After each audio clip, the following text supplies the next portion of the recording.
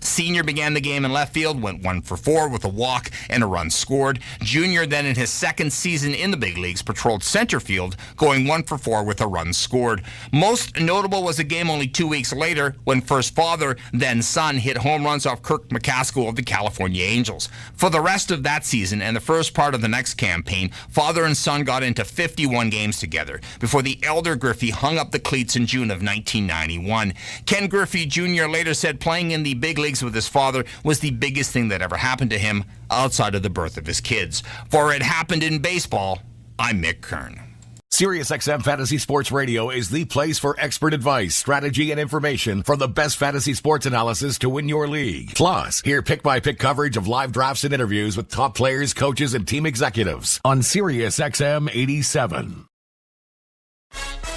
This is the NBA on SiriusXM. Full steam out of the backcourt, all the way to the rim for a thunderous slam.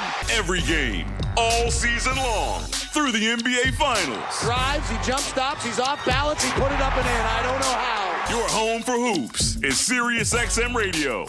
Now, let's take you courtside for the game. More victories.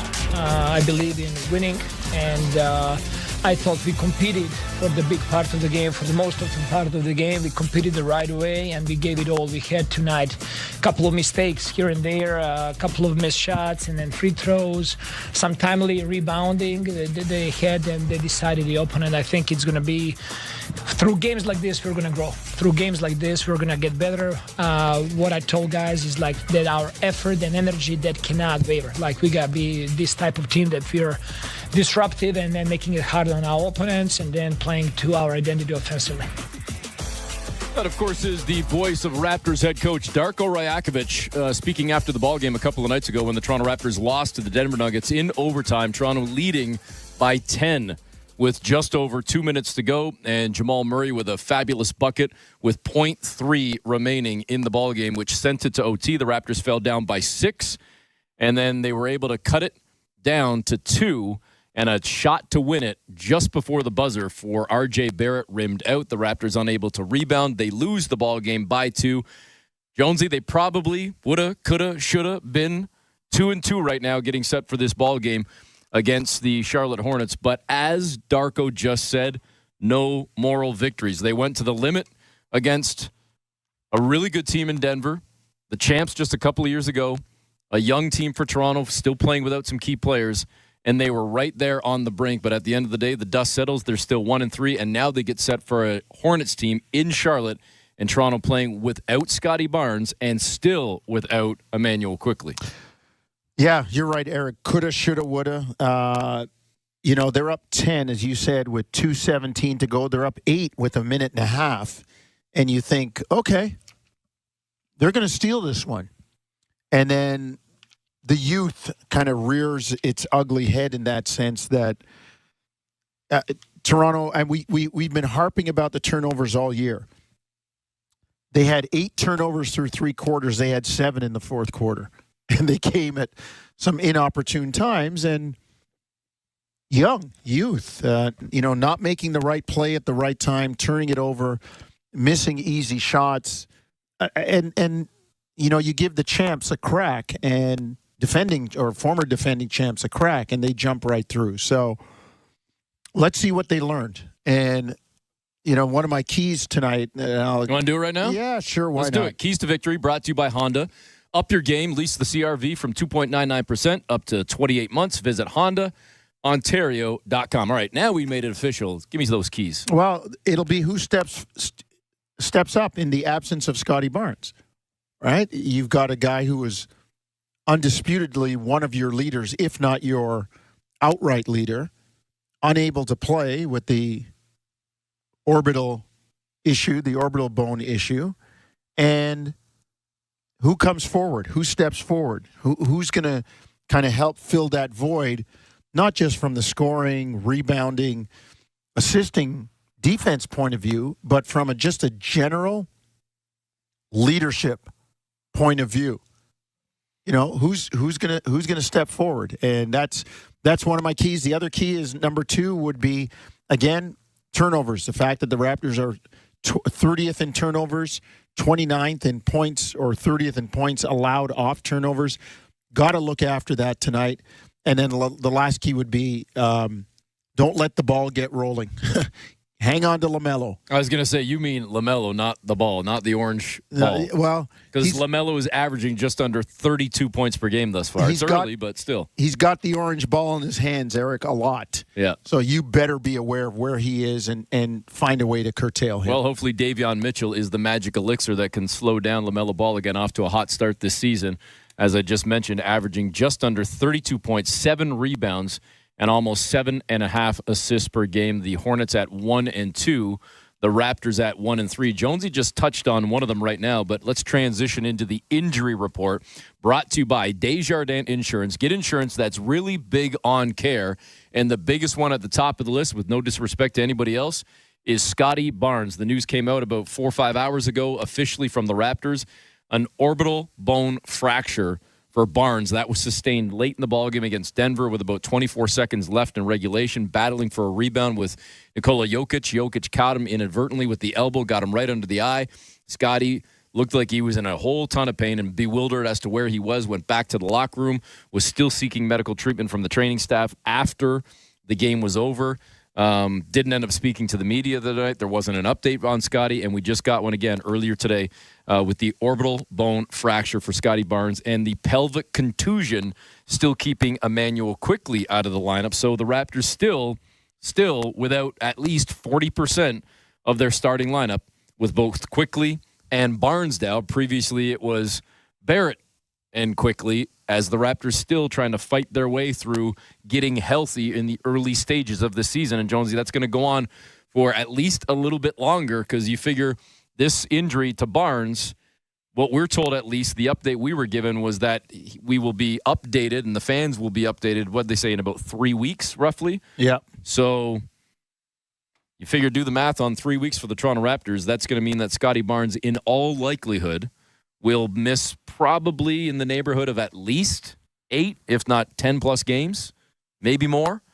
And when he does come back, I would assume probably wearing some sort of protective mask to cover that fracture. So not great news for the Raptors by any stretch. No, it's not. And, you know, this is what has people, maybe concerned is probably the best word, that it seems like the hangover. Like, are we game 86 from last year? Yeah. And I don't mean that to be derisive or about last year, but what happened last year? They lose 15 in a row. They go 2-19 coming down the stretch. And you and I talked about it. Those numbers don't represent this team when they're healthy.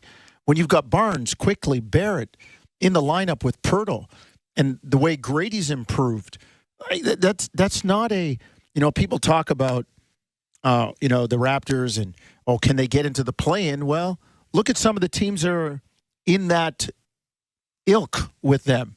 They're better or as good when they're healthy. The problem is they're not healthy right now. Well, we'll see if the Raptors can still battle at it tonight down in Charlotte, as it's the Hornets and Raptors, and the tip-off is coming up next on Toronto Raptors basketball, brought to you by Tangerine Bank.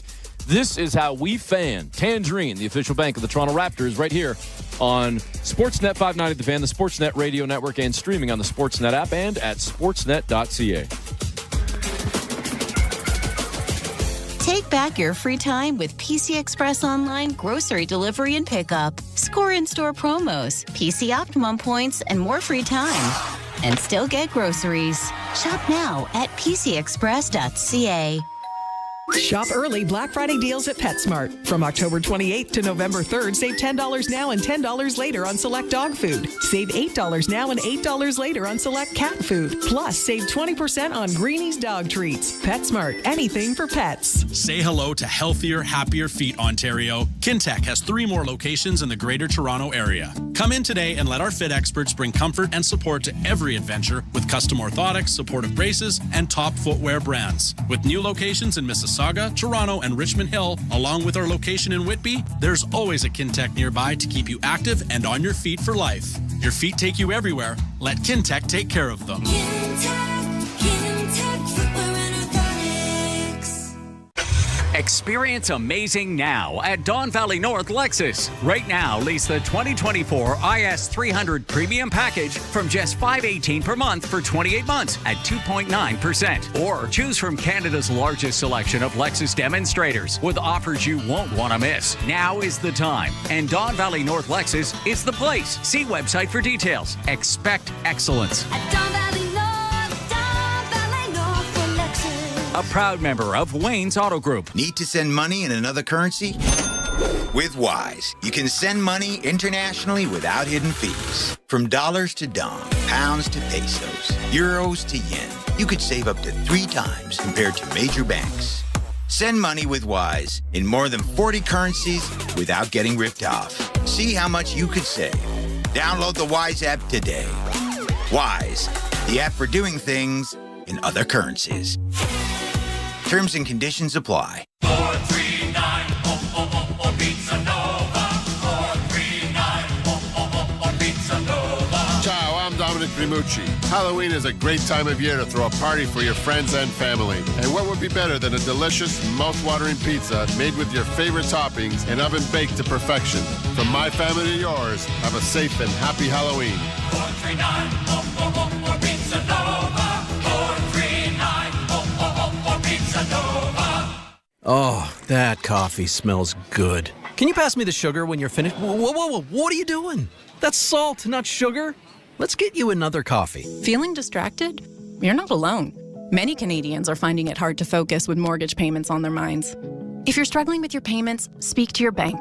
The earlier they understand your situation, the more options and relief measures could be available to you. Learn more at canada.ca/itpaystoKnow. A message from the Government of Canada.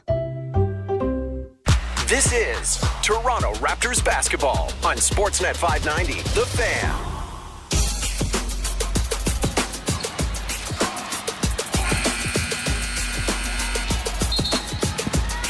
Welcome back. Eric Smith, Paul Jones with you. We're moments away from the tip-off between the Raptors and the Charlotte Hornets. Starting lineup for the Hornets: LaMelo Ball, Seth Curry, Josh Green, Miles Bridges, and also Nick Richards. And for the Toronto Raptors, Davion Mitchell, Grady Dick, Jakob Poeltl, R.J. Barrett, and Jonesy, the youngster, Jonathan Mobo in the starting lineup in place of Scotty Barnes. And it's going to be interesting to see how Mobo does. Well, and he has certainly looked good in the opening 2 weeks of this season. Yeah, less than 2 weeks. And it's, let's see how he does look, because there is no Scotty to be out there with him, right? And that's one of the differences. And he just needs to stay in his lane, do what he does best. I really liked him. I watched him a lot on tape in the summer. I loved what I saw, and he's had a good start to the season. Well, I know you don't love what you just saw right here as the Raptors win the opening tip and promptly turn it over on their opening possession, and now Charlotte has the ball. Curry, that of course is Seth Curry, pull-up jumper, left side, knocks it down from about 18 feet, and the Hornets lead 2-0. Back for the Raptors, it's Mitchell. Mitchell up top straight away. Looking to give it up, and he does, to Poeltl on the near side, back to Mitchell. Mitchell ducks behind the screen, steps into a 3-ball. It rattled around a couple of rims, popped out, and the rebound to the Hornets. He looks much more comfortable, Davion Mitchell, shooting the long ball than he did earlier in his career. Bridges drives, got by Mobo, but Mobo got back to contest the shot. The Raptors as a team converged and got the stop. Here comes Barrett. Barrett down Main Street, spinning, finishing, no, it rolls off the rim, and Poeltl couldn't squeeze. The Raptors still scoreless a minute into the game. Really nice move by RJ. Unfortunately, couldn't get the finish. 2-0 Charlotte. Minute 15 gone by. Bridges driving now on the left side, and that went off his thigh. Yes, Mobile got a hand in there, knocked it away, and off the leg of Bridges, Toronto will get the ball off the Charlotte turnover. Nice job by Mobile. Bridges bringing the ball back across the midline of his body, exposing it to the defense, and Mobo knocked it away. Barrett to Poeltl on the near side, above the near elbow. Poeltl holding the ball, above his head. Hands it off now to Barrett. Barrett driving toward the near baseline, and he dribbles it off his leg as he was looking maybe to try and kind of with a sideways, almost behind the back pass to Poeltl, and it went right off his thigh out of bounds. And the Raptors cough it up for a second time. Still 2-0 Charlotte, 90 seconds gone by. As Jonesy noted in our brief pregame, Toronto 30th, dead last in the NBA, averaging over 20 turnovers per game. and a 30-foot pass from Ball to Bridges under the tin for an open layup, and it's 4-0 Charlotte. Brady cut off straight away. Over on the wing near side, now it's Mitchell. Shot clock at 10. Mitchell bounces the pass to a cutting Pirtle, throws one up, and it rolls off the rim into the hands of Richards, and we're back the other way. Pirtle off balance on that runner. Normally pretty good, but he was wrong foot layup, and it was off balance. In the corner, Ball gives it up to Green, and the triple goes down from the far corner. 7-0 Charlotte. Raptors with a lid on the bucket so far, 0 of 3 from the floor. Here's Barrett. He bumps into Green, backs up a little bit out on the far wing. Now gives it up to Pirtle at the free throw line, who just had his pocket picked from behind. Ball came in right behind Yak, took it away. Charlotte back on the 2-on-1 finish with the alley-oop. Dunk it down, bucket credited to Richards, and it's 9-0 Charlotte. Well, Pirtle just not aware of somebody coming behind him, and then none of the teammates. Teammates got to speak up. Teammates got to speak up. You know, the action on the other side where Ball came from, they've got to be exchanging, moving to keep Ball busy and not being able to just run that down and track that loose ball. 9:20 to go in the first quarter. The Raptors still scoreless and trailing by 9 on Toronto Raptors basketball. Brought to you by Tangerine Bank on the Sportsnet Radio Network, streaming on the Sportsnet app and at sportsnet.ca. Hey, Raptor fans, what would you rather have? More money or more vacation? Whichever you pick, it's a win-win. Just like hitting the 50-50 jackpot. When you buy tickets to the MLSE Foundation Lottery, you support kids and youth in communities across Ontario. Last season, over What's up, basketball fans? Once again, thank you so much for hanging out with us and making this awesome Toronto sports fan club what it is and keeping on getting better. Now it's the time for you to let us know, where in the world does the reach go? Where are you watching from? Let us know in the chat, city and state, city and province. Give us your flag, emoji, or your country, and let's see how far out our reach is here on Toronto Sports Insider throughout this big old globe we got here. Now let's get back to the basketball. Thank you for letting us know in the chat where you're watching from. It helps immensely because it helps our geographical data as well as the chat popping off and keeping on going, which the Raptors games need a little bit of help with that right now. So let's get back to the basketball. Cheers, everybody. 21 degrees is her favorite number. God, she's the coolest, especially at night. So I raised the temp at 10 p.m. because she gets chilly when she sleeps. Maya loves using less energy, and I love Maya. We're basically besties.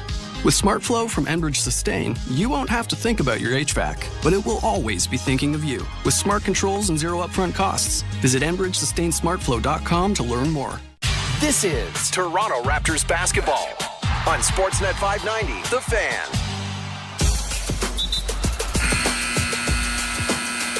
Welcome back. Eric Smith, Paul Jones with you. First quarter action, 9:20 to play, and it's been all Charlotte so far, leading Toronto 9-0. Again, 9:20 to go in the ball game, and the Raptors trying to go to battle tonight without Scotty Barnes, who will be out of the lineup for at least the next couple of weeks, if not the next few weeks, with the orbital bone fracture, and Emmanuel Quickly still looking to return after going down with that pelvic injury, the pelvic contusion, in the first ball game of the season. So Toronto certainly down in tough, undermanned, and now down 9 early in this ball game.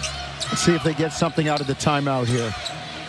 Sticking with the starting five, no changes from Coach Darko, and they do indeed get their first deuce on an alley-oop for Jakob Pirtle. Nice find from R.J. Barrett. Yeah, R.J. Barrett turned the corner, getting to a strong hand. You have to honor that. That pass was just over the fingertips of Nick Richards of the Hornets. 9-2, Charlotte leading. Nifty behind the back move right there by Green. Got toward the tin, handed off to Richards, missed the layup. Raptors take it away from him and force the turnover. Looked like Richards actually came in from out of bounds. Mitchell to Barrett.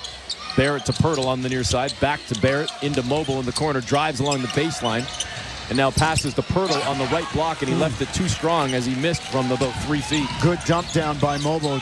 Pirtle normally reliable finishing those. Yak tonight 1 of 3 to start the ball game. Richards hands off now to Green. Green working on the near side. Got down toward the block, turns, fires over Barrett, missed the shot. Richards comes flying in, takes it away from Toronto, and they're now going to call a reach and a foul on Jakob Pirtle. Really good defense by Barrett there against Green, moving his feet, cutting him off, and then forcing the missed shot. Got a rebound, though. Toronto has done well rebounding this year through 4 games, the best rebound rate in the NBA, but Charlotte's a pretty good rebounding team themselves. 5-2 advantage for the Hornets right now. Now they're going to call Davion Mitchell with a reach out on the perimeter as he slapped at the ball and ended up catching LaMelo Ball in the chin. Inadvertent, but no doubt he hit him. That's the Raptors' second foul. 8:10 to play opening quarter as Curry inbounds from the near sideline. Goes to Ball. Ball straight away. Now fading toward the far side above the arc. Goes back to Curry. Curry covered by Barrett. Hands it off to Richards on the perimeter. Shot clock's down to 4 for Charlotte. Curry brought in 2 defenders. Kicks it to Bridges in the near corner. He missed the 3. And Pirtle with the rebound.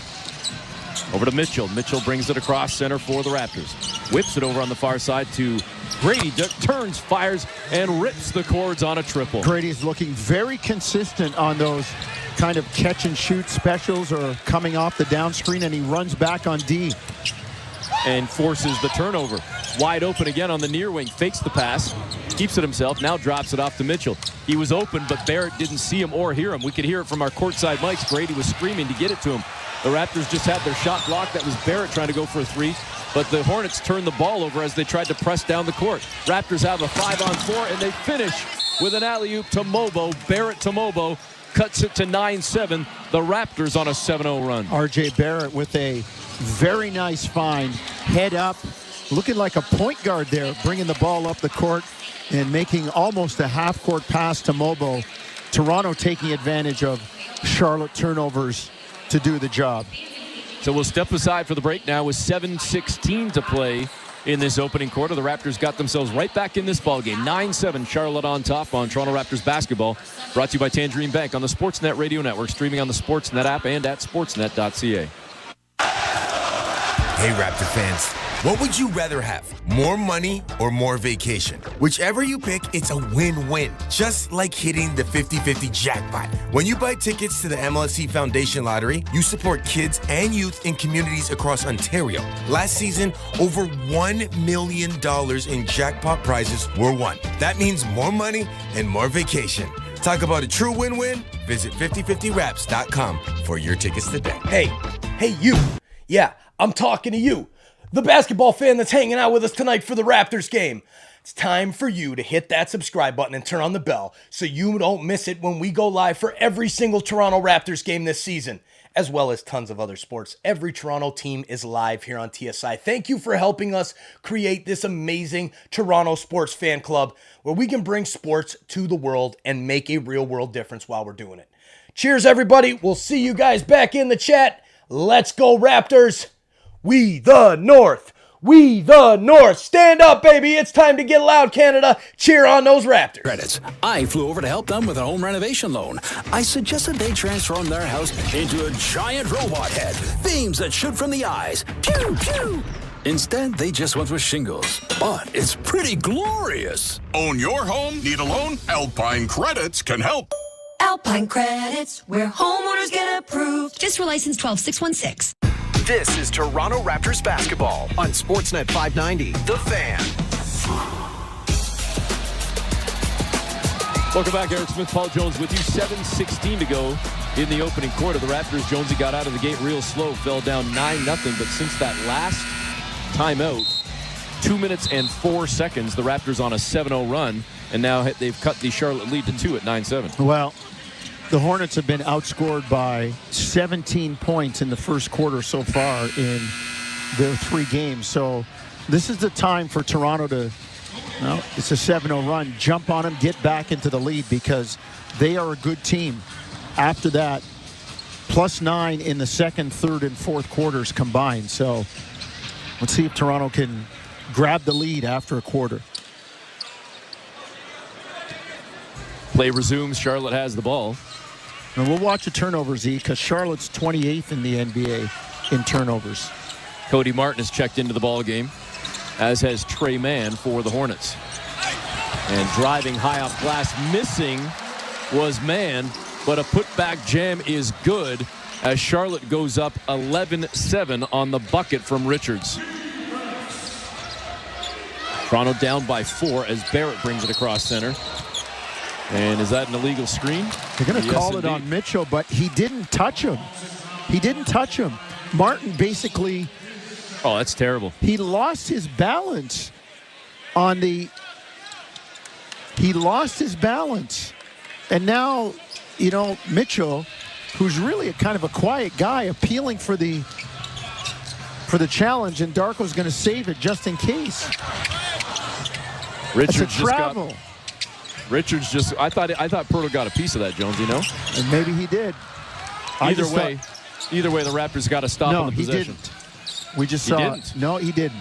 Mitchell, 3-ball, far wing, left it short. Pirtle down low trying to battle for the rebound, but it's going to be over the back on Charlotte. And the foul goes against the Hornets, so Toronto will keep the rebound. What we were just not arguing about, but talking about, folks. Yep. Nick Richards came in and was looking for a soft floater down near the left block. It looked like Pirtle got a piece, but Jonesy was on top of it right away, saying that's a travel because it looked like Pirtle had blocked it.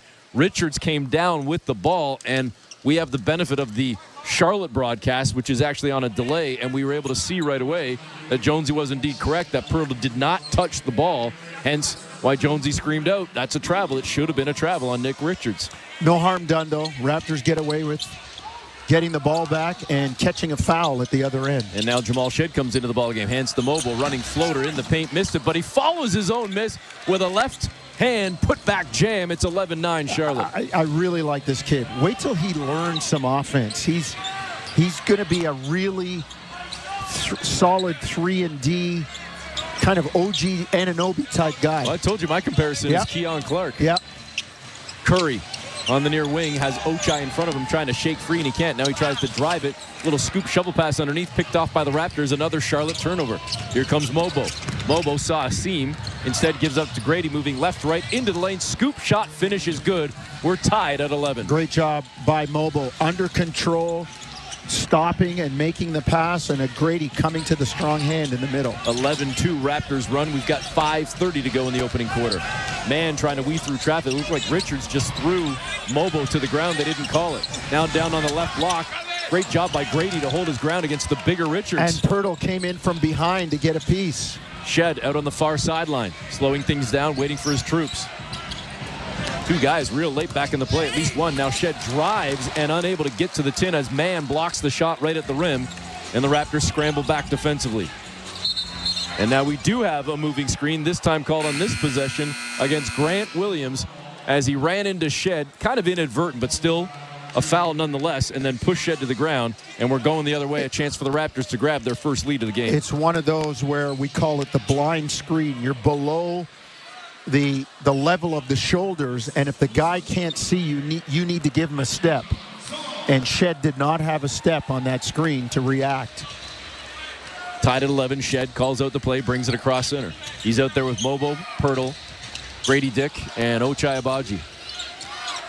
Dick comes around a screen set by Pirtle, goes cross court, was looking for Ochai, picked off. Bit of a lazy pass there, an easy one there for Charlotte, as now Williams weaves through traffic, floats it up and in, and Charlotte grabs the lead back at 13-11.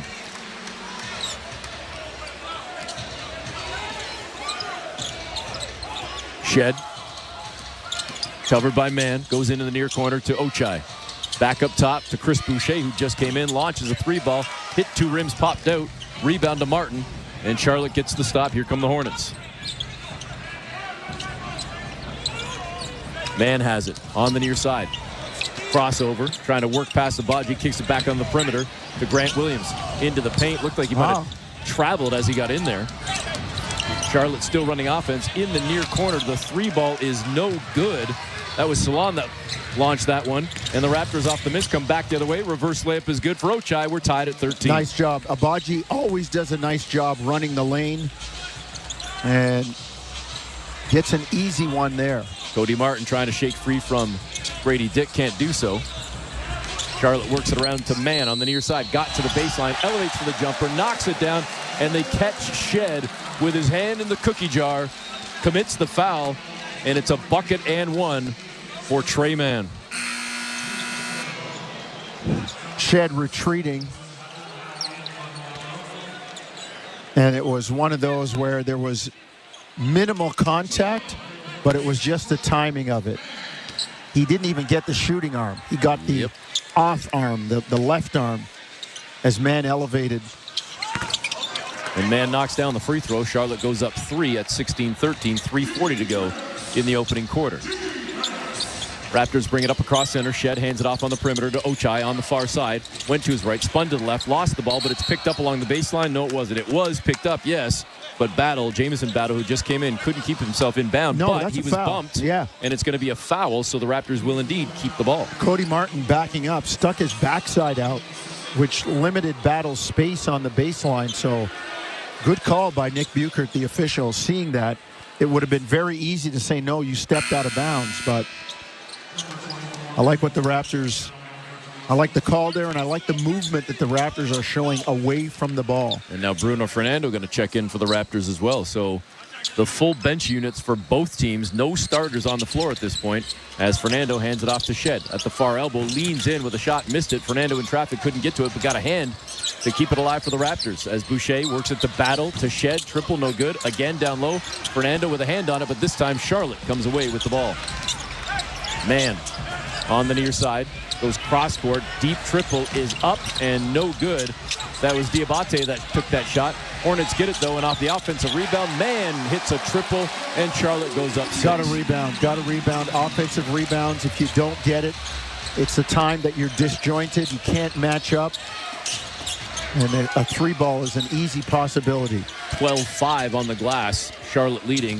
19-13 is the score. Contested jumper, far corner. Not a great look from Boucher. And Fernando couldn't get to that one. Here come the Hornets. Martin, near sideline. 3-ball is good. Ochai right up in his face. And just like that, the Hornets have opened up a 9-point lead. They were up 9-0. The Raptors came back. We were tied at 11. And since then, it's an 11-2 Charlotte run. Well, Raptors got to look after the rebound. And Charlotte, one of the best rebounding teams. They've out-rebounded their opponents in every game. So you got to be on the glass, and you can't give second chance opportunities. We'll step aside for a quick break with 2:33 to go, as it's the Raptors and Hornets with Toronto trailing by 9 on Toronto Raptors basketball, brought to you by Tangerine Bank on the Sportsnet Radio Network. This network is here live with one of our superheroes. Joe and Lucy needed a new roof and reached out to Alpine Credits. I flew over to help them with a home renovation loan. I suggested they transform their house into a giant robot head. Beams that shoot from the eyes. Pew, pew. Instead, they just went with shingles. But it's pretty glorious. Own your home? Need a loan? Alpine Credits can help. Alpine Credits, where homeowners get approved. Fisker license 12616. Welcome back. Eric Smith, Paul Jones with you as the Raptors trail 22-13 with 2:33 to go here in the opening quarter. First quarter action is brought to you by Desjardins Insurance. Get insurance that's really big on care. Kind of a game of swings already. 9-0 Charlotte. Then the Raptors go on a 7-0 run to cut it to 9-7. Toronto ends up getting it tied at 11, and then since then, another big run, 11-2 for the Hornets to regain that 9-point advantage at 22-13. And Jonesy, the turnovers, yet again, a very big issue for Toronto. Last in the NBA in turnovers. They just have to do a better job with the ball. Fernando has it out to Shed. Shed bounces it back to Bruno in the lane, draws 2 defenders, kicks it to Ochai, and guess what? Another turnover as Ochai stepped on the sideline on the near side, and we give it to Charlotte and head the other way. It's got to be aware of where you are. He was standing there as referee Tyler Ford. It wasn't even a negative step or an initiation of a move to the basket. 22-13 with 2:03 to go here in the opening quarter. Martin has it out on the wing far side, covered by Battle, comes around a screen and gets to the free throw line. Clean knocks it down, and Charlotte has opened up their first double-figure lead of the game. 24-13. 11-point advantage. Barrett thought about the three from the far wing, puts it on the floor, drives high off glass, missed it, and nobody there to rebound for the Raptors. Bruno was the only one, but he was boxed out by 2 guys. Martin for Charlotte, far wing, battles right there, goes up top to Diabate. Over on the near side to Mann. Mann driving down toward the baseline, a little running floater, up and in, and Charlotte is in control right now. They're getting stuff going to the basket, not necessarily layups, but the analytical people wouldn't like it, but they are doing a job in the mid-range area. It's now a 13-0 run. Charlotte leading by 13. Battle 3-ball far side, no good. Again, only one body down low for the Raptors. It was Fernando, and he actually fought off 3 Hornets to keep that ball alive off Charlotte, out of bounds onto the baseline, so Toronto will get it with a fresh 14. Charlotte 8 of 15 from inside the arc in the 2-point range. And that's what they're doing right now. They're driving it. They're getting into the mid-range area and getting good looks. Shed gets it into Bruno. Back out on the perimeter. Far side to RJ Barrett. Spinning into the lane. Got by ball. Running floater. Too strong back rim. RJ got a hand on his rebound. Taps it out to Shed. Cut off near the block. And a great pass in traffic down to the left block to Barrett, who lays it in. Maybe that'll get RJ going. He's now 1 of 5. Was 0 of 4 before that. Had some good looks, though. 26-15. Man gets into the lane. He got a step on Shed. Got to the tin and laid it in. No help. And there it is again. Charlotte getting something going to the basket. 28-15, 13-point advantage. Barrett on the far side, inside the arc, working on ball. Goes up top to Ochai, back over to Barrett on the wing. Barrett, cross-court pass, dangerous one, easy pickoff for the Hornets as Martin stuck a hand in the pass lane, deflected away from Barrett, and they catch Fernando with a foul as he tried to sneak in and take that ball back from man. And Jonesy, the Raptors with 7 turnovers in the opening quarter. I can count 4 of them that were either bad passes or just standing in the wrong spot. Half of them unforced. Like you can't pass it across court through 4 sets of arms. 28-15. Charlotte leading with about 16 seconds to go in the quarter. Ball near elbow, elevates for the jumper, left it short. Raptors get the rebound. They'll have the chance for the last shot. Mobile streaking down the floor, goes right to the tin. Missed the shot, but he's fouled, and he'll go to the free throw line. Normally, you hold it for the last shot, but if you've got a chance, Jonesy, to get to the tin and get a good look, you take it. Good strength by Mobile as he sidesteps misdirection past Cody Martin, and then Man tried to run him down from behind, and it's kind of like the NFL when you're not looking and the guy comes behind you and punches the ball out. That could have easily been knocked away from Mobile, but he showed really good strength getting to the basket. First free throw is good for Jonathan Mobo. 5 points in the ball game. A couple of rebounds, a block, an assist, and a steal. Raptors trailing 28-16. They're stuck on the wrong end of a currently 17-5 run. After this game was tied at 11, Mobo's second free throw no good. Battle came flying in, couldn't get it. Charlotte gets it up the floor, 3 seconds to go. Grant Williams got by Shed, who tried to reach in and strip it away, and Williams just proved that he was stronger and got it past Shed to lay it in. And a late bucket for Charlotte puts them up 14 as they throw a 30-piece on the board in the opening quarter. 10 of 18 inside the arc. And they're getting a lot of stuff going to the basket. I mean, points in the paint are 12 apiece, but the turnovers and maybe a little bit of a soft interior by the Raptors. Charlotte, full measure for the 14-point lead. 30-16 is the score. We'll be back with the second quarter in mere moments on Toronto Raptors basketball, brought to you by Tangerine Bank on the Sportsnet Radio Network, streaming on the Sportsnet app and at sportsnet.ca.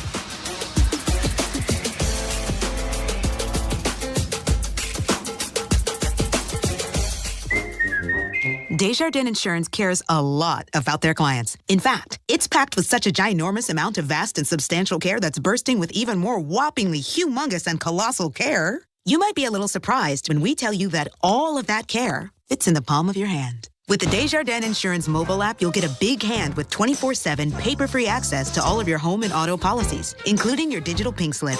Get insurance that's really big on care at Desjardins.com/care. Autumn is a season of change. The colors of the leaves and chill in the air. As the days grow shorter, make the moments last longer at Thermea Spa Village. Engage your senses with an Ofgust ritual. Delight in seasonal flavors with a carefully crafted culinary experience. Relax in a hot bath and soak in the beauty of autumn. Plan your personalized weekday getaway at Thermea.com/Whitby. take good care. Monday nights are hockey nights. That's right. There's a new exclusive home for the NHL, and it's on Prime. All season long, Prime Monday Night Hockey is delivering unreal plays. That's hockey, baby! And the biggest goals. What a goal! Matthews, McDavid, Crosby, and the NHL's best are ready for Prime. So don't miss it.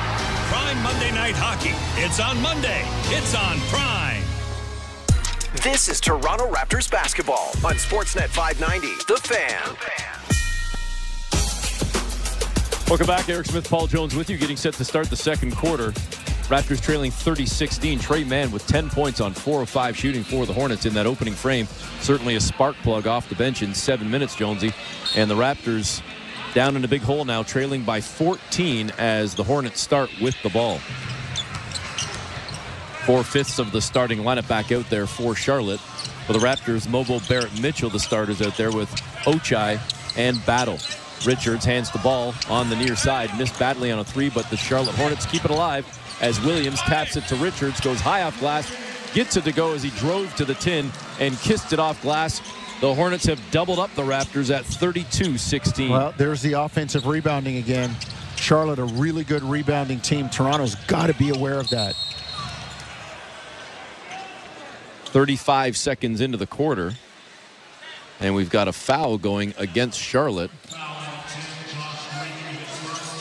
They tripped Barrett on the way to the basket, Josh Green.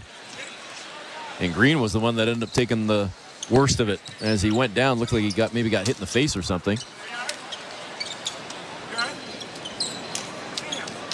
And now we have a timeout on the floor. I haven't seen yet or been given an indication if they're looking for a review or what's happening. I believe Charlotte may be challenging this call. We will step aside for a quick break here early in the second quarter with the Raptors down 32-16 on Toronto Raptors basketball, brought to you by Tangerine Bank on the Sportsnet Radio Network. At Tangerine, we're fans of fans who are invested in the game. Like Mary, who stands 5 inches away from her 55-inch flat-screen TV and yells at it even though she knows no one on the TV can hear a word she's saying. Is it effective? There's no evidence. Do we support her? Yeah. Screaming at the TV for all 4 quarters. That's how Mary fans. And we're fans of Mary. This is how we fan. Tangerine, the official bank of the Toronto Raptors. What's up, Raptors fans? Thanks for hanging out with us tonight for this Toronto Raptors basketball game. Come on, We the North. Hit that like button down below. And if you're a fan of the other team too, hit the like button. It brings more basketball fans here into the chat to hang out with us and have a good time during this one.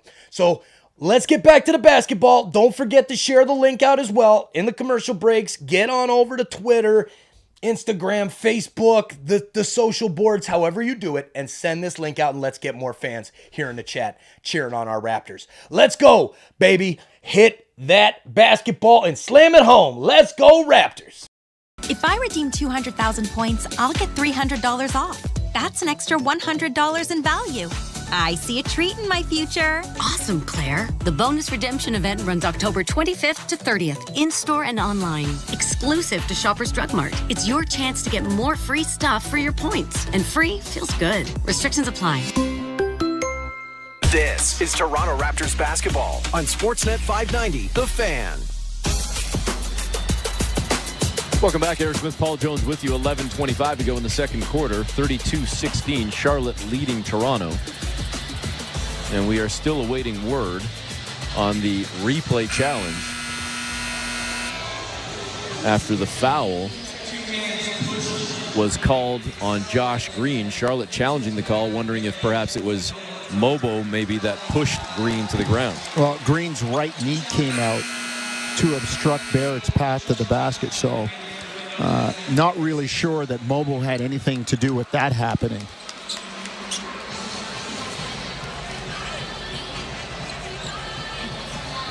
And we continue to look at the replay. Mobo's touch on the hips of Green was not, he didn't push him. I mean, first of all, if you're not close enough to get your chest on his shoulder for a screen, then let it go. Although It's overturned. Wow. I don't know if we have access to the courtside mics or not, but apparently the officials disagreed with our assessment, Jonesy. I was just completely in lockstep with you, and it bites the Raptors even worse as a triple goes down for Green from the far corner, and Charlotte now leads by 19. 35-16, just over a minute into the second quarter. Barrett weaving through traffic. Nice handoff pass as he scoops it underneath. Little buddy ball action there as Mobo softly dunks it down. It's 35-18. Barrett doing a really nice job of distributing the ball, getting others involved, but he needs to see if he can get a couple down himself. Only 1 of 5 right now. RJ with a team high 3 assists. Ball in the near corner. Missed the triple, and go figure. The Raptors have held Ball to 0 of 3 shooting. He's scoreless, and yet the Hornets lead by 17. Mitchell in the lane, hands off to Mobo. And that ball, was it a clean block or a foul? The whistle blew right away. Hard to tell by the body language of the Hornets. They're going to call it a clean block, but it's Toronto ball on the baseline. Toronto inbounding. Barrett's got it on the wing near side. Now in a switch, he's picked up by Curry. See if he can take advantage of that size. Gets down near the right block, drives, and gets it to go. Nice recognition from RJ. Yeah, he did have the size, and he did a nice job going to his right hand, although he used the left hand, which was closer to the basket on the far side, to float it up and in. Richards in the heart of the lane. Gets it to go, and that was an easy bucket for the big man and a real quick hit for Charlotte. Yeah, the double team came on the baseline, and Abaji a little bit late rotating up. Driving, Mitchell, far side into the near corner to Ochai. 3-ball, no good. Mobo with the rebound. Kicks it back out to Battle. Good look at a 3. He misses, and Richards with the rebound, his 7th of the game. 37-20, Hornets leading. And Green turns the corner on Barrett, gives it to Ball, kicks out to Curry, near sideline. 3-ball, no good.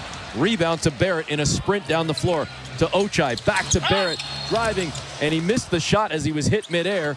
Kind of falls awkwardly onto the baseline, but he quickly gets pulled up by Battle and Moore, and he will go to the free throw line, with a chance for 2. Great job by RJ pushing the ball, but not giving up on the play, running himself, and Abaji getting it back to him. Smart basketball, good team basketball there by Toronto in transition. It's amazing when you get a rebound, amazing when the rebound falls into the hands of one of your ball handlers, how you can get out and get running and get it up the floor before the other team is back and ready to play.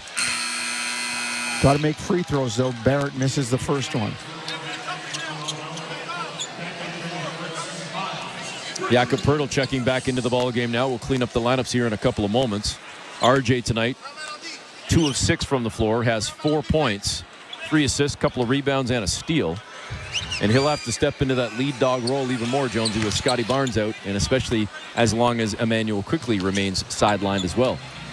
RJ hits the second free throw. It's 37-21, 9:10 to go here in the first half. Thanks for tuning in on a Wednesday night right here on the Sportsnet Radio Network. Ball driving far side, gets the bucket, takes the contact, and they're going to call a bucket and a foul, and a 3-point opportunity coming for Ball. I believe they're getting Mitchell, Davion Mitchell, with the reach, and it's the first basket of the game for LaMelo Ball. Toronto just can't seem to get anything cooking right now as they are down by 18. The lead was as high as 19. They can match it right here, and the Hornets do that. As Ball hits the free throw, it's now 40-21. 3 minutes gone by here in the second quarter. Mitchell on the far side, cut off by Bridges, goes up top to Barrett. Barrett sneaks behind a screen, steps into a 3, and knocks it down. Big shot there from Barrett, but the Raptors still down big. Really big shot there. I mean, those are the ones, though, that keep you in games. 40-24. 3-ball from Ball is good, and he answers right back to restore the 19-point advantage. 43-24, 8:30 to go. Brady Dick turning the corner into the paint, off glass, missed the shot, nobody there for Toronto, and the rebound to Charlotte, out-rebounding the Raptors 18-13, and Charlotte should have had the turnover as Richards dropped the ball. Nobody picked it up. He reaches down, grabs it, then takes 2 steps to the 10, lays it in, and takes a foul. That's a sloppy sequence for the Raptors right there, You got to Jonesy. come up with the 50-50 ball. loose ball, you got to come up with it, and then you can't leave the guy with the ball. They left Richards. Battle wanted to recover, but Pirtle hadn't fully recovered to get in front of Richards, and he turned it into a basket. 45-24 is the score after the Richards bucket. It's a 21-point lead for Charlotte. Free throw from Richards. Misses. No good. He's already got 10 points and 8 rebounds in this first half. Raptors down 21, shooting just 34.5%, and now Ball picks up the foul on Barrett, who was driving on the near side, kind of threw that head back to sell the call a little more. Yeah, I don't know what LaMelo's complaining about. He looked like an offensive lineman. If the Carolina Panthers had that kind of blocking, maybe Bryce Young would still be starting. Maybe the record would be better, too. My goodness. If not for the Canadian Hubbard running the ball, yeah, the Panthers would be in a world of hurt. Nice pass there from Shed to Pirtle right under the tin for the open dunk. Raptors down 45-26. Well, they got to get something going, Toronto, because right now Charlotte's shooting 56%. Ball straight away. Takes a three off 1 foot and knocks it down. That's what he did with the other one, too. He kind of off that left foot with the right hand. The right foot going into the air. Pirtle back for the Raptors. Muscles his way to the tin to lay it in. But the Raptors right now have traded threes and three-point plays for twos over the last couple of possessions, and they're down 20. 48-28, 7:30 to go in the first half. Another deep one from Ball is good. He's on a heater right now. I mentioned his slow start. Not anymore. He's up to a team-high, game-high 12 points as he has hit everything over the last 90 seconds. Grady Dick, near corner. Three ball, answers back. 51-31. It's about the defense for Toronto. I'm putting a little more pressure on LaMelo Ball, try to get him to give it up.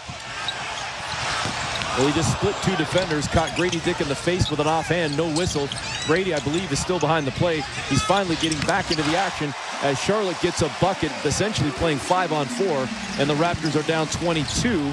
Check that, 23, as it was a triple. I thought Green went over the line, but Toronto, to their credit, quickly comes down the floor and answers right back with a Jamal Shed three. Well, it's interesting. Grady kind of showing the ref that he was hit, and they ignored him. Meanwhile, earlier in the game, Charlotte doing that, and the game was stopped.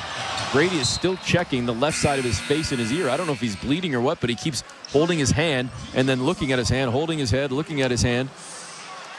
He's staying in the ball game right now with 6:27 to go here in this first half, and his team down by 20. Charlotte leading 54-34. Second quarter action is brought to you by Enbridge Sustain.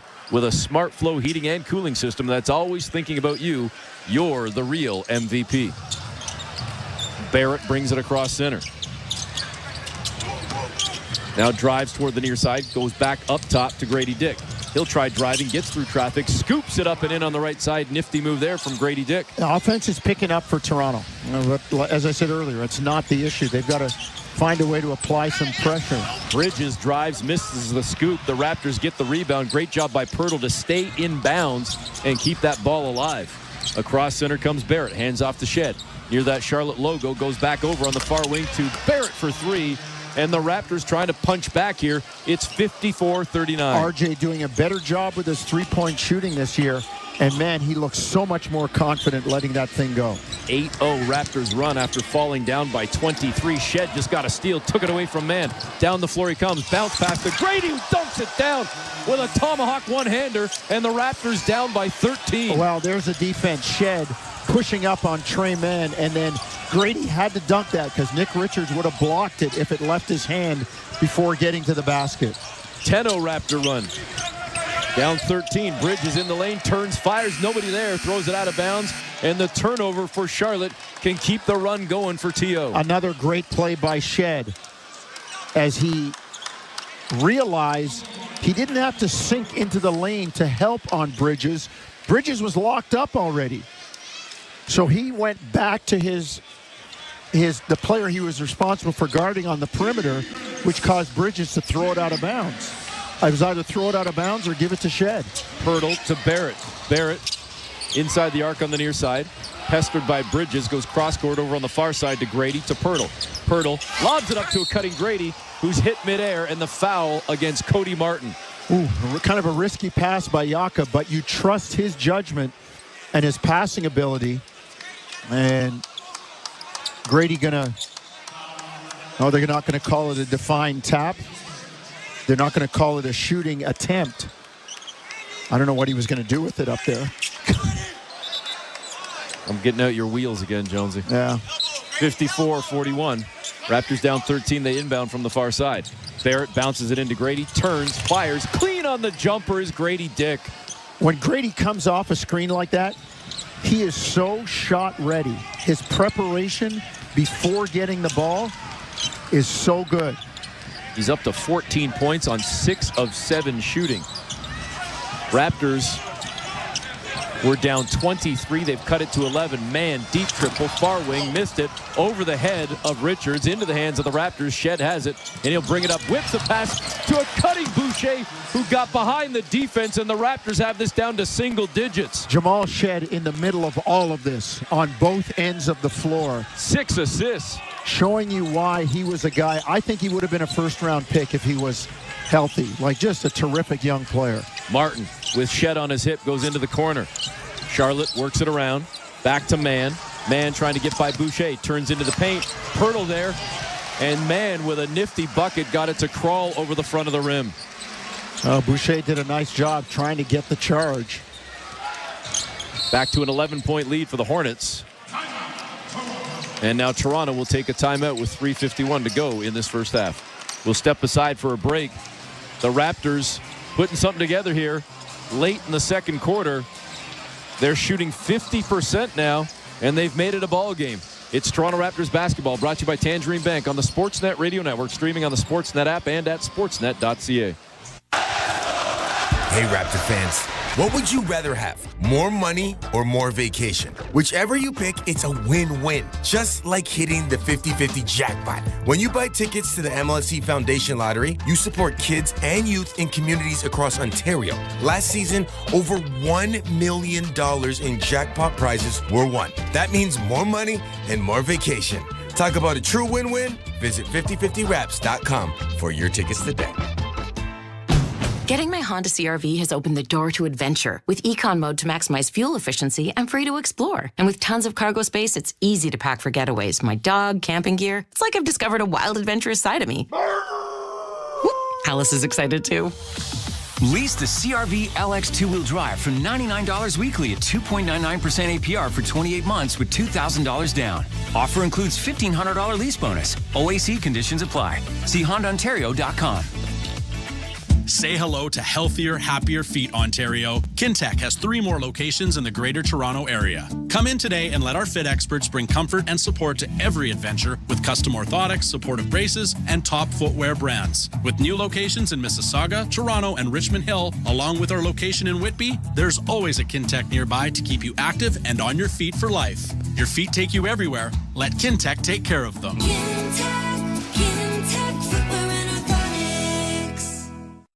This is Toronto Raptors basketball on Sportsnet 590, The Fan. Welcome back. Eric Smith, Paul Jones with you. Second quarter, 3:51 to go in the first half. And the Raptors trailing 56-45, down as many as 23. The Raptors have cut this thing to 11. Daniele Franceschi coming up with the halftime show, as I'm sure he will go around the NBA and take a look at some of the stats in this first half. As one of the ones that jumps off the page for sure, R.J. Barrett Jones, who got off to a slow start, 1 of 5, has hit his last 3 shots, 11 points, 7 assists, and a couple of rebounds. The Raptors have 17 assists on their 19 field goals. They've done a nice job cutting the lead, the last little while, but important for them now to just kind of hold it, run, hold, run. Don't let it balloon again. And I love the play of Jamal Shed. I love the way this kid is playing. Shed off the bench tonight in 11 minutes, 6 assists, just behind R.J. Barrett. A couple of rebounds as well. Shed gives it up to Pirtle right now, who's above the far elbow, hands it off to Grady on the far side. The running 1-foot floater, no good. And they're calling a charge on Grady or a block? No, they're going to get a block on Grant Williams. Yep. Too late to get there. Coming underneath Grady as he's moving. Really close. That right foot. Real close. I thought he was there waiting. Well, the right foot of Williams was not set. It was still kind of sliding to the left to get position. But that's a tough shot by Grady, too. Notice the shot didn't go in. Grady's become such a good shooter.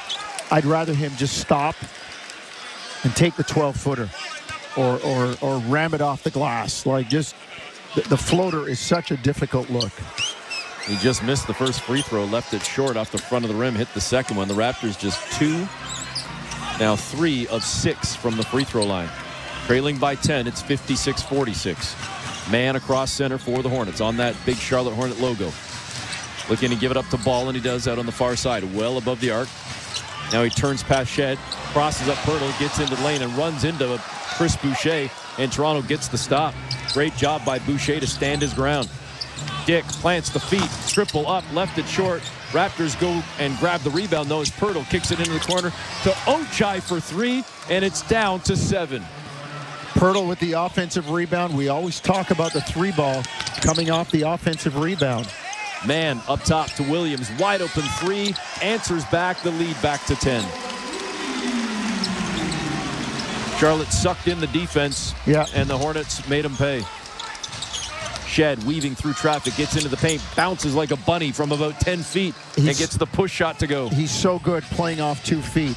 The jump stop, always under control. Somewhere Kelvin Sampson is saying that's the way we teach it at Houston. 59-51. Ball to Williams on the far wing. Steps into another 3. That one rattled 2 rims. This time, though, the Raptors couldn't get to the rebound. And it nets a bucket for Charlotte as Diabate came in and took that one away and got the bucket to go. 2:15 to play. Raptors down 10, make it 8 as Chris Boucher lays it in on the near side. And a pretty nifty pass right there coming in from Shed yet again. Well, this is the hold portion. 7, 8. Now you try to get a couple of stops and get this thing, down to 1 or 2 possessions by halftime. Charlotte whips that thing around the perimeter to Man straight away. 3-ball rattles a couple of rims. Great traffic rebound there by Boucher to tear it down. Raptors down 8, trying to cut it more. Grady Dick jackknifes through the lane and lays it in on a reverse, and the Raptors have it down to 6. How about the hit ahead? How about the push ahead by Jamal Shed to find Grady in full stride? 61-55. Ball out near center. Ochai in front of him. 2 come over to grab him as Grady Dick there. They go over to Martin for 3. Missed that one in traffic yet again. High for the rebound. It's Jakob Pirtle. Over to Shed across center. Shed with 8 assists here in the first half. Bounce pass to a cutting Boucher. Man. And Chris bobbled it. It Wide was a beautiful open. pass. Wide. Would have been a dunk. And the Raptors would have been down 4. Instead, Man, far corner. 3-ball pushes it to 9. That's a killer. It's a 5-point swing right there. As you said, Eric, instead of 4, it's 9. And just, again, a careless turnover. 64-55 with now under a minute to go. Pirtle has it. To a cutting Ochai, fouled as he tried to throw it up at the tin. Nearly got the friendly roll, but instead he's going to have to earn 2 at the strike. Oh, man, you love to have those back. Great cut by Boucher. I mean, Shed looking for him. He found him just before that on another sequence. Jamal doing a great job of pushing the ball. Guys running, it's something Darko's talked about. Want to get the ball up court quickly. 3, 4, 5 seconds, get it over the midcourt line. And Jamal Shed, boy, that's old school point guard right there. Get your guys involved, give it up, use the hit ahead. First free throw for Ochai is good. 64-56. Raptors trailing the Hornets. Charlotte going at a 54% clip in this first half. The Raptors at 53. Second free throw clean as well. The lead is 7. 51 seconds to go here in the first half. Hornets will bring it up across center. Ball brings it across center on that logo with Davion Mitchell, in front of him. Goes back to Williams. Williams went right, came back left, lost the handle, turns it over. Here come the Raptors. Ochai to Boucher, dunk it down on the alley-oop. and the lead is back down to 5. Fast break basketball, taking advantage of a Charlotte turnover. Great spacing there. Abaji and Boucher running the 2 outside lanes. 25 seconds to play. 12 on the shot clock now. Cross-court pass, dangerous one for Charlotte, and Grady Dick nearly picked that one off on the near side. Grant Williams looked like he was throwing it to Nick Buchert, the official. And Seth Curry had to look like an NFL receiver and run under it there. And then Williams trying to tell Curry that was his fault and that Curry was in the wrong spot. 19.6 seconds to play in this first half. 10 seconds on the shot clock for Charlotte as the Hornets make a couple of changes here. Boucher's going to check out of the ball game as well for Toronto. Out on the floor for the Raptors. We'll clean it up here in a second. I'm actually surprised that they're taking Grady Dick off the floor. He's only got 1 foul. You'd think you might want him for a last-second shot. 43 points so far in this second quarter for Toronto. Trailing 64-59. Richards holding it a long time, goes over on the near side to Green, tried to bounce it in to Bridges. And it's a kick ball on Mitchell? That looked like it hit Bridges' foot. Well, it might have been Ochai with the kick. Although the ball was passed onto his foot, it looked like the pass hit his foot. So now Charlotte can hold for the last shot instead of having to give it up. That violation came with 3 seconds on the shot clock. Ball has it, trying to shake free from Mitchell. Can't do so. Got to the free throw line, throws it up at the buzzer. Awkward shot. Rims out, no good, and the Raptors walk into the half down by 5. And that's saying something considering they trailed by 23. Great job. The bench, especially Jamal Shed in the middle of that run. They do a really nice job. All right, it's manageable now. I mean, you were down 14 after the first quarter. You won this quarter by 9. You put up 43 points. Very, very capable. It's a matter of being consistent with it in the second half. 64-59 is the score. Charlotte leading Toronto. We'll have second half action in about 10-15 minutes time, but in the meantime, right after the break, you will hear from Daniele Franceschi with the halftime show on Toronto Raptors basketball, brought to you by Tangerine Bank on the Sportsnet Radio Network, streaming on the Sportsnet app and at sportsnet.ca. Hey, Raptor fans, what would you rather have? More money or more vacation? Whichever you pick, it's a win-win. Just like hitting the 50-50 jackpot. When you buy tickets to the MLSE Foundation Lottery, you support kids and youth in communities across Ontario. Last season, over $1 million. Hey, you. Yeah, I'm talking to you, the basketball fan that's hanging out with us tonight for the Raptors game. It's time for you to hit that subscribe button and turn on the bell so you don't miss it when we go live for every single Toronto Raptors game this season, as well as tons of other sports. Every Toronto team is live here on TSI. Thank you for helping us create this amazing Toronto sports fan club where we can bring sports to the world and make a real world difference while we're doing it. Cheers, everybody. We'll see you guys back in the chat. Let's go, Raptors. We the North. We the North. Stand up, baby. It's time to get loud, Canada. Cheer on those Raptors. Get approved. Fiscal license 12616. Take back your free time with PC Express Online grocery delivery and pickup. Get in-store promos, PC Optimum points, and more free time. And still get groceries. Shop now at pcexpress.ca. At Terra, we know the Carbine work boot will hold up on the job site because we test until it doesn't. Terra, we know because we test. Visit terrafootwear.ca to see the proof. Nitto Tires knows cool. We always want to stay cool. But when cool turns to cold, Nitto has a solution. The Nitto SN3, a winter tire ready for the toughest of cold weather conditions. Nitto studless technology sticks to slippery surfaces, while a deep tread design digs into snow and slush. For a limited time, save on select sets of 4 Nitto tires. Details at nittotires.ca. Now that's really cool. Nitto Tires. Are you ready for a new adventure? This is Toronto Raptors basketball on Sportsnet 590. The Fan.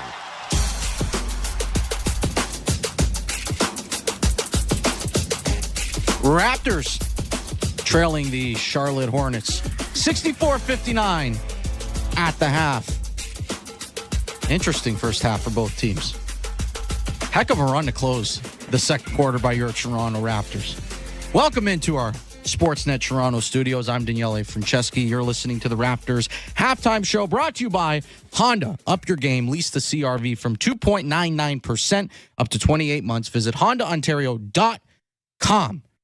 Raptors trailing by 5 at recess. Things started out pretty pedestrian, if you will, for the Toronto Raptors. And if we compare what the Raptors did in the first quarter to what the production was like in the second 12 minutes of this ball game, quite the contrast for this Raptors ball club. Of course, the big news coming into this game tonight, Scotty Barnes going to be sidelined for at least 3 weeks. He'll be reevaluated at that point, currently dealing with a right orbital bone injury. Looks like, based on the timeline, if you read the tea leaves, seems like he's probably going to have to undergo some kind of procedure here, and then will be reevaluated 3 weeks from now, at which point we'll get a better sense of when he might return to the floor. And so in his place, Jonathan Mobo, the rookie, inserted into the starting lineup tonight in just his 5th NBA game. He takes the spot of Scotty Barnes in the Raptors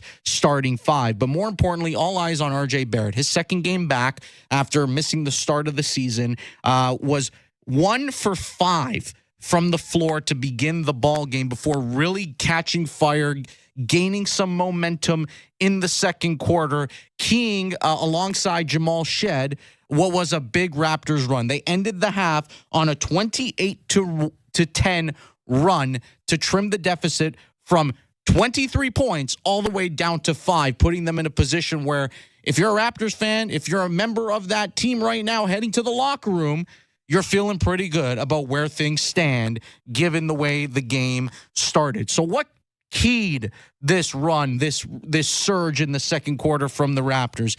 I think it starts with the bench. Jamal Shed in particular, and I know Jonesy actually referred to it on the broadcast for those of you listening. He referred to Jamal Shed as bringing some old school point guard play to the table, keeping it very simple. Rebound, outlet, share the ball. And he did a tremendous job of that, up to 8 assists in the opening half. RJ Barrett, as I alluded to, also helped in that regard. He himself had 7 assists as well in the first half. The 3-point shooting numbers were pretty drastic in terms of the contrast in the opening quarter.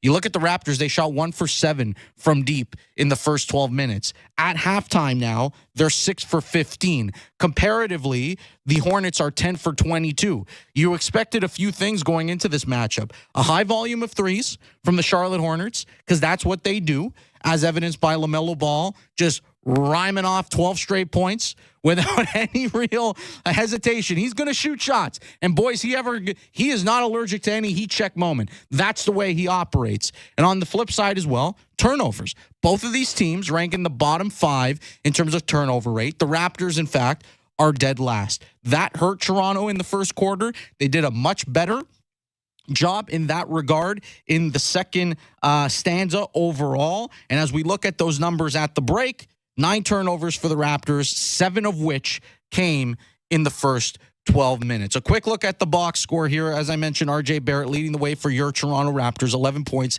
7 assists on 4 of 8 shooting.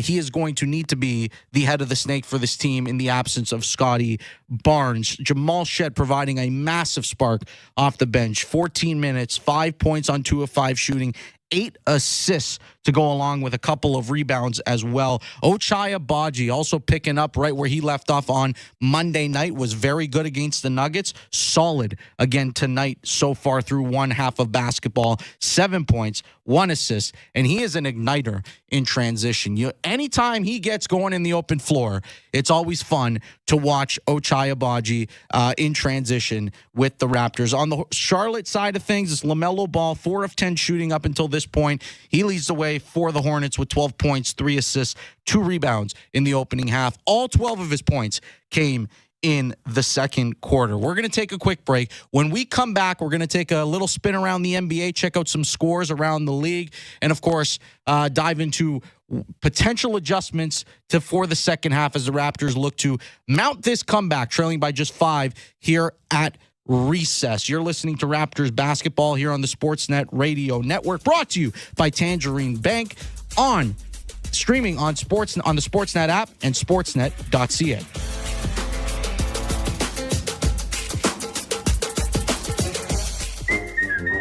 Desjardins Insurance cares a lot about their clients. In fact, it's packed with such a ginormous amount of vast and substantial care that's bursting with even more whoppingly humongous and colossal care. You might be a little surprised when we tell you that all of that care fits in the palm of your hand. With the Desjardins Insurance mobile app, you'll get a big hand with 24/7 paper-free access to all of your home and auto policies, including your digital pink slip. Get insurance that's really big on care at desjardins.com/care. Autumn is a season of change. The colors of the leaves and chill in the air. As the days grow shorter, make the moments last longer at Thermea Spa Village. Engage your senses with an Ufgas ritual. Delight in seasonal flavors with a carefully crafted culinary experience. Relax in a hot bath and soak in the beauty of autumn. Plan your personalized weekday getaway at thermea.com/whitby. Take good care. What a tackle. Let's go to the sidelines. You're in the zone today, Matt. Really on your game. Yeah. Getting more sleep, not snoring all night. What a huge difference it can make. Problem snoring? Suffer from sleep apnea? Invest in yourself. Call Dr. Paulette Pillersdorf. She'll use her laser to help treat your snoring and oral appliance like a sports mouth guard for your sleep apnea. Your partner will thank you. Thanks, Matt. Book your appointment with Dr. Paulette Pillersdorf. Call 647-243-2006. Say hello to healthier, happier feet, Ontario. Kintec has 3 more locations in the Greater Toronto Area. Come in today and let our fit experts bring comfort and support to every adventure with custom orthotics, supportive braces, and top footwear brands. With new locations in Mississauga, Toronto, and Richmond Hill, along with our location in Whitby, there's always a Kintec nearby to keep you active and on your feet for life. Your feet take you everywhere. Let Kintec take care of them.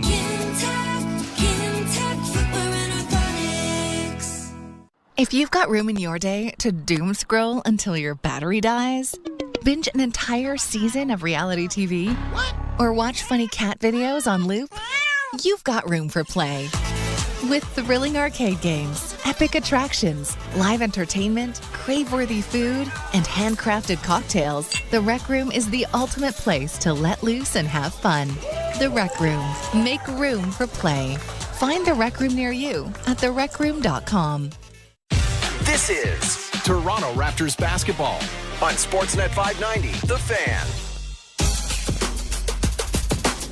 Welcome back to the Raptors halftime show here on the Sportsnet Radio Network. Daniele Franceschi with you. Charlotte leading the Raptors 64-59 at the break. Second half action just a few minutes away. Down in Charlotte, North Carolina. I overlooked Trey Mann. I apologize to Trey Mann, who, by the way, Trey Mann of the Charlotte Hornets, and tonight he's up to 15 points in the opening half, went 6 for 9 from the field for the Hornets. He's got the baggy look going with his uniform, and I kind of dig it. I got to admit, looks a little nostalgic seeing those baggy shorts, the jersey hanging out. I don't mind it at all, and boy, is he having a nice night up until this point. A quick look around the National Basketball Association here on a Wednesday night. The Lakers, who are going to be in town on Friday, they are in Cleveland tonight. LeBron, Bronny going back to, of course, Ohio, and there was a little bit of speculation, some rumblings prior to this one that Bronny was going to see playing time.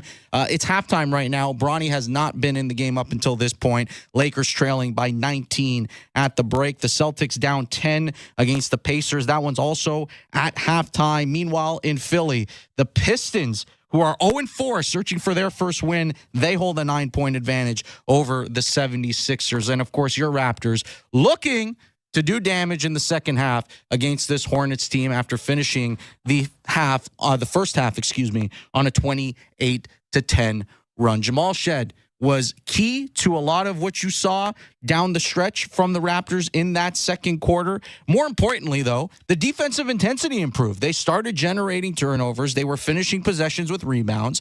And it also helps when you're, hitting the occasional perimeter shot. That does help. For a team that desperately has struggled over the last couple of years, not just last year, but in the more recently in the last couple of seasons, has struggled to shoot the ball consistently from deep.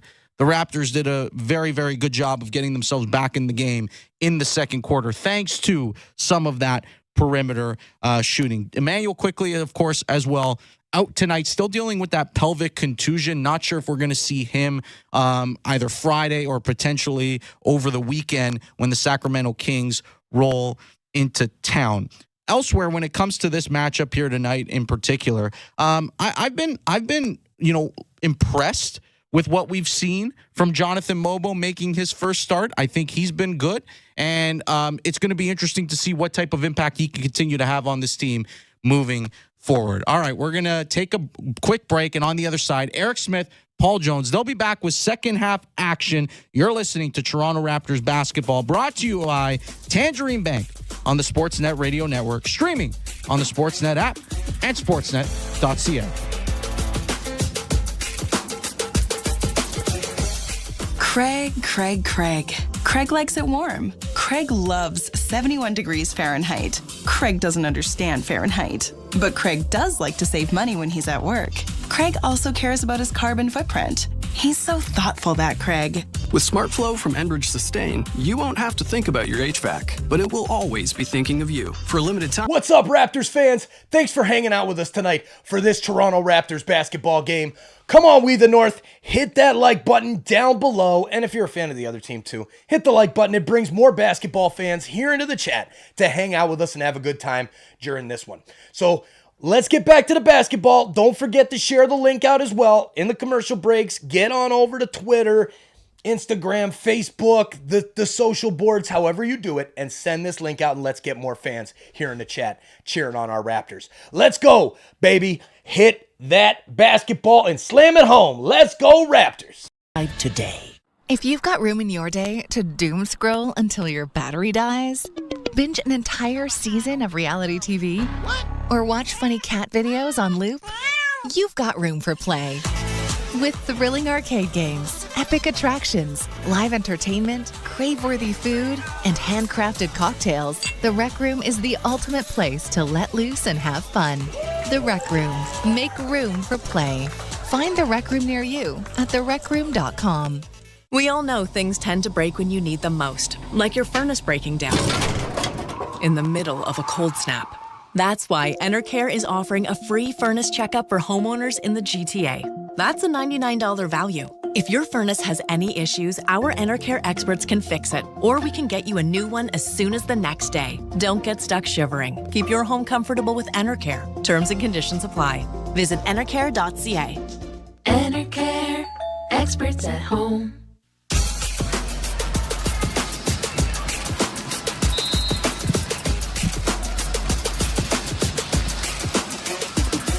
Welcome back. Eric Smith, Paul Jones with you as we get set to start this second half. And hopefully for the Raptors, the 15 or so minute break didn't slow things down for them or cool their jets too much, because Toronto certainly had it rolling in that second quarter. 43 points. Yeah. 43 Took points. the words right out of my mouth. 43 points for the Raptors as they fell down by 23 and ended up cutting it to 5 at the break. Charlotte starts with the ball and promptly starts with a turnover.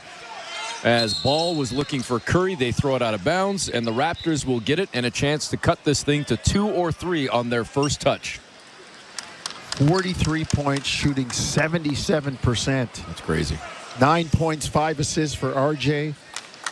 7 assists for Shed with 5 points, and Grady with 12. Great second quarter. Bottle that thing, man, and pull it out when you need it.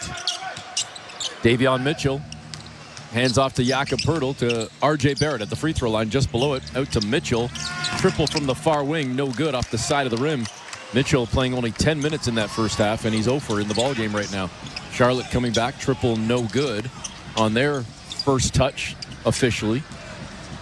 That was Ball that missed it, but the Hornets keep it alive on the offensive glass. It ends up back with Ball, driving in the paint, missed that one, cleaned up again by Richards. Bucket and a foul. He's been a menace tonight, and he's got a double-double less than a minute into the third quarter. He's been like that all year. He's been really, really good around the basket, kind of playing it like a classic big man. I mean, when you look at him, 7 feet, 260.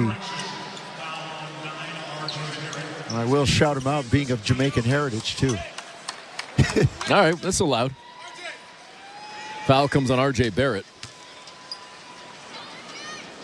As the Hornets open up a 7-point lead, make it 8 as Richards knocks down the free throw. Really important first few minutes here for Toronto. As you said, all that momentum they had built up. Grady out to Davion Mitchell. Mitchell now on a switch picked up by Curry. Pirtle comes up to set a screen. Mitchell goes around it at the near elbow, hands it back to Pirtle. Little one-hand push shot from just below the free throw line is good. And the Raptors cut it to 67-61. Automatic for Pirtle on that play. He's so good with it. Quickly back the other way. They blow the layup right at the tin. That was Green who missed that one. And the miss, Josh Green, sends Toronto the other way. In traffic, Mobo fires it up and in with a left-hand finish, and the Raptors have it down to 4. Great misdirection step by Mobo and the lay-in.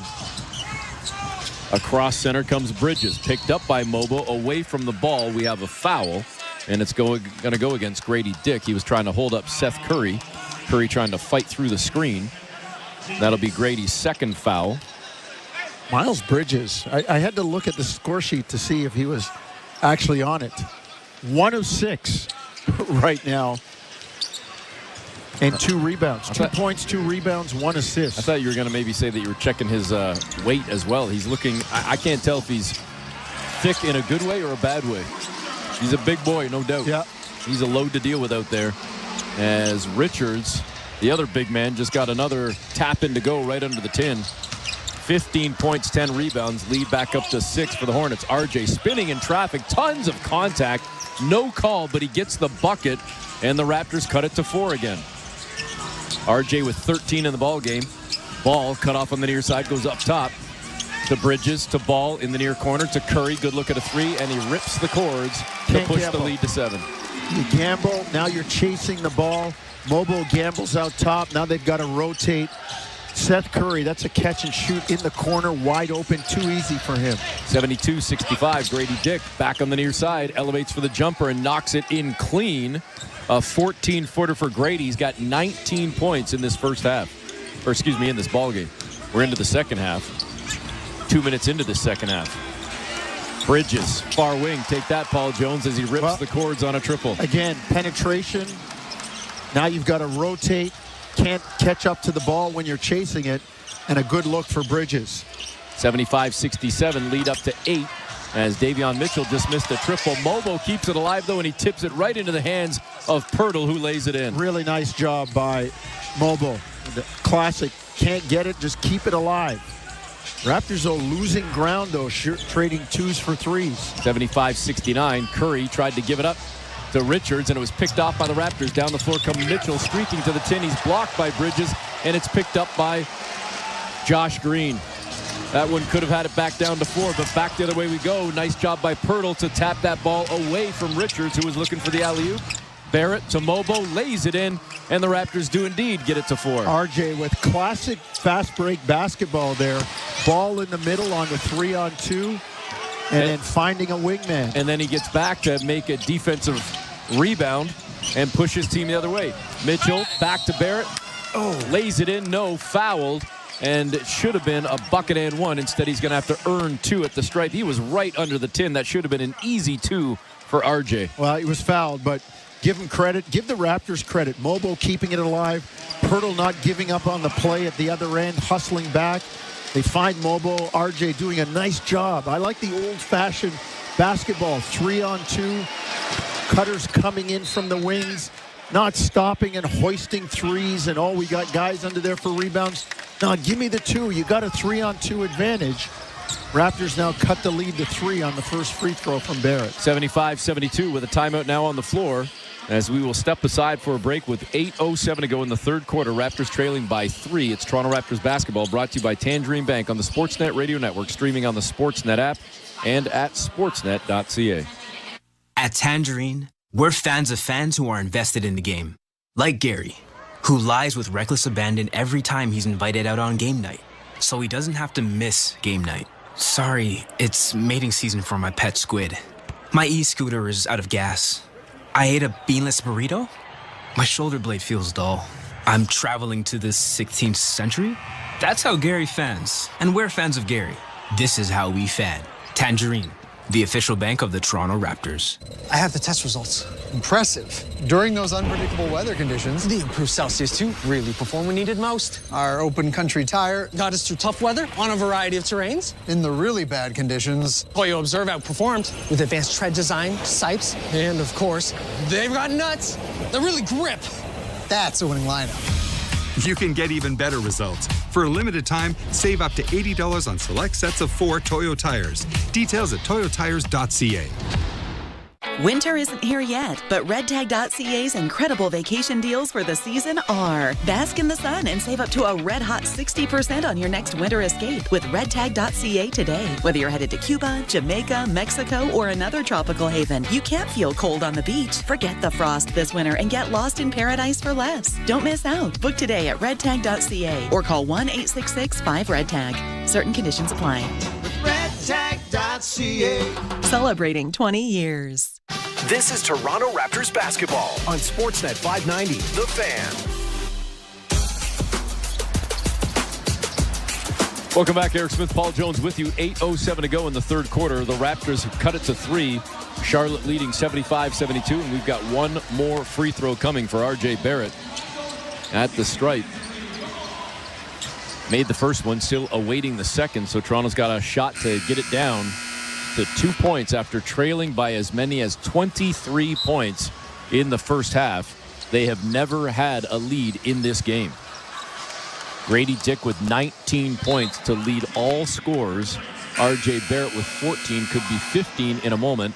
Jakob Poeltl with the double-double, Jonesy, 10 points, 10 rebounds. And Toronto doing a better job on the glass of late as well, just 2 behind in terms of the rebounding battle against the Hornets. 25-23 Charlotte advantage. Raptors have picked themselves up off the mat very nicely. You pointed it out earlier. They were down by 23 points. See what they can come away with in this second half. I like what I'm seeing. R.J. Barrett, 14 points, 3 rebounds, 8 assists. We talked about Shed coming off the bench. Poeltl already with a double-double. Got to make free throws, though. Yeah, another miss for the Raptors as RJ couldn't come up with that second one. Just 6 of 10 at the stripe tonight. Charlotte leading 75-72. Ball trying to fight past Mitchell. Can't do so. Mitchell gets right up under his chin. Wings spread. They're making it tough on Charlotte. Curry, far elbow, pull-up jumper, and a foul. And immediately RJ saying, no, review that. He did not think that he fouled Seth Curry. Look, it's so hard now. Every time a guy shoots the ball, he falls down.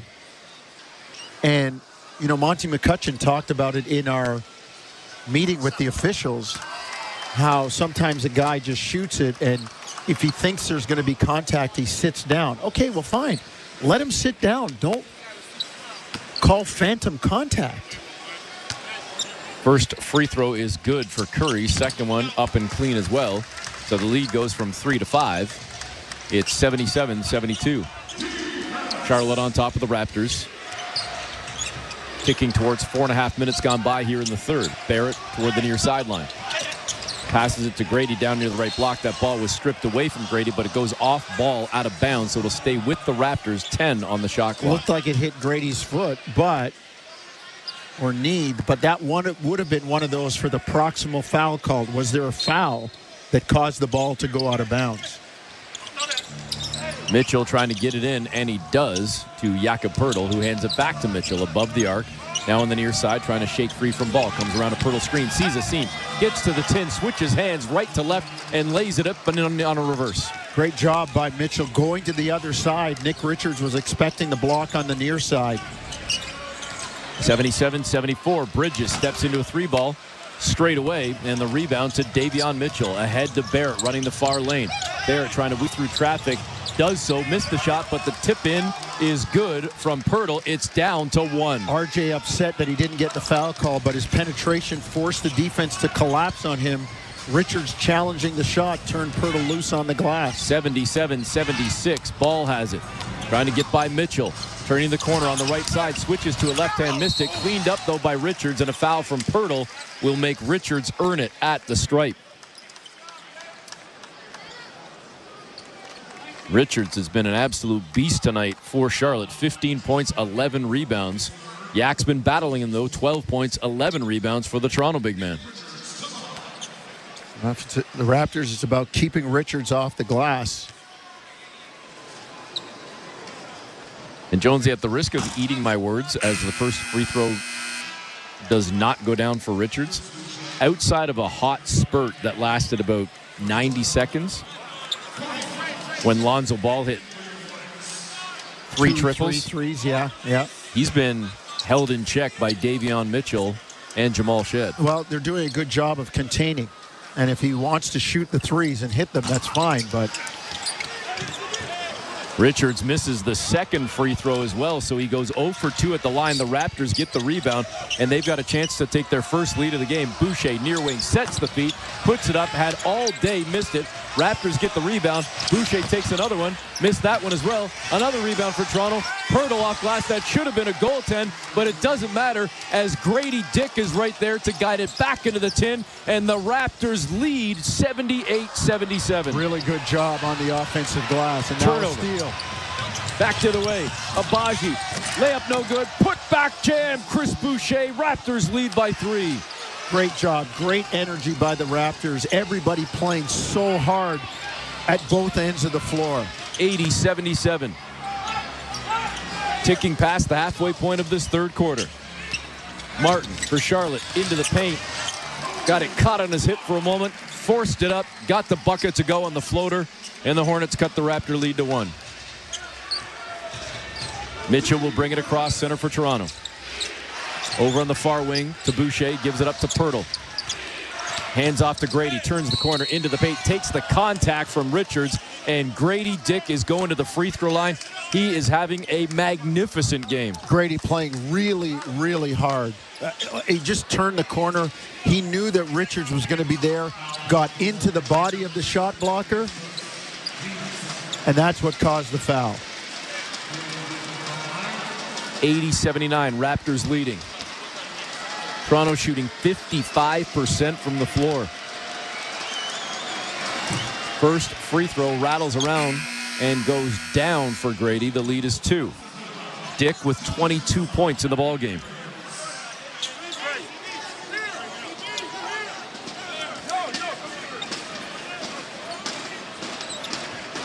$14-4 run for the Raptors over the last 3:22. So we talked about keeping it going in the second half. Eric, so far so good. And the second free throw good as well for Grady. No doubt about that, Jonesy. The momentum clearly with the Raptors right now with 5:25 to go here in the third.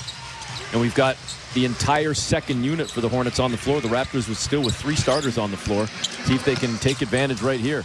Williams, 3-ball, far wing, ties the game with a triple for Charlotte. Well, Grant Williams, that's his thing. Got to be out on him. Got to be aware. Mitchell weaves through traffic, hands off to a cutting pro, gets right to his spot, right into the tin. Bully ball lays it in. Yeah, did a great job of really pushing Diabate under the basket, using his size. And now Mitchell picking up pressure on man. Man, you love to see the effort from Davion Mitchell on the defensive end. Martin, 3-ball, far sideline is good, and Charlotte regains the lead. 85-84. Mitchell back for the Raptors. Comes around a Pirtle screen, gives it back to Yak, same spot, muscles his way in, and gets the bucket. He is abusing the youngster, Diabate, right now. Well, give Davion Mitchell credit for recognizing that, calling that play, getting the screen, the switch, and saying, okay, big man, your turn, go to work. Raptors by 1. Martin weaves through traffic, lost the handle, gets it back, and takes it to the tin to lay it in. He lost the handle, and it was there for the taking. Raptors couldn't come up with the 50-50 ball. Hornets jump back on top by 1. Mitchell spins away from man. Guess what? Nope. Instead, he goes back out to Ochai down Main Street.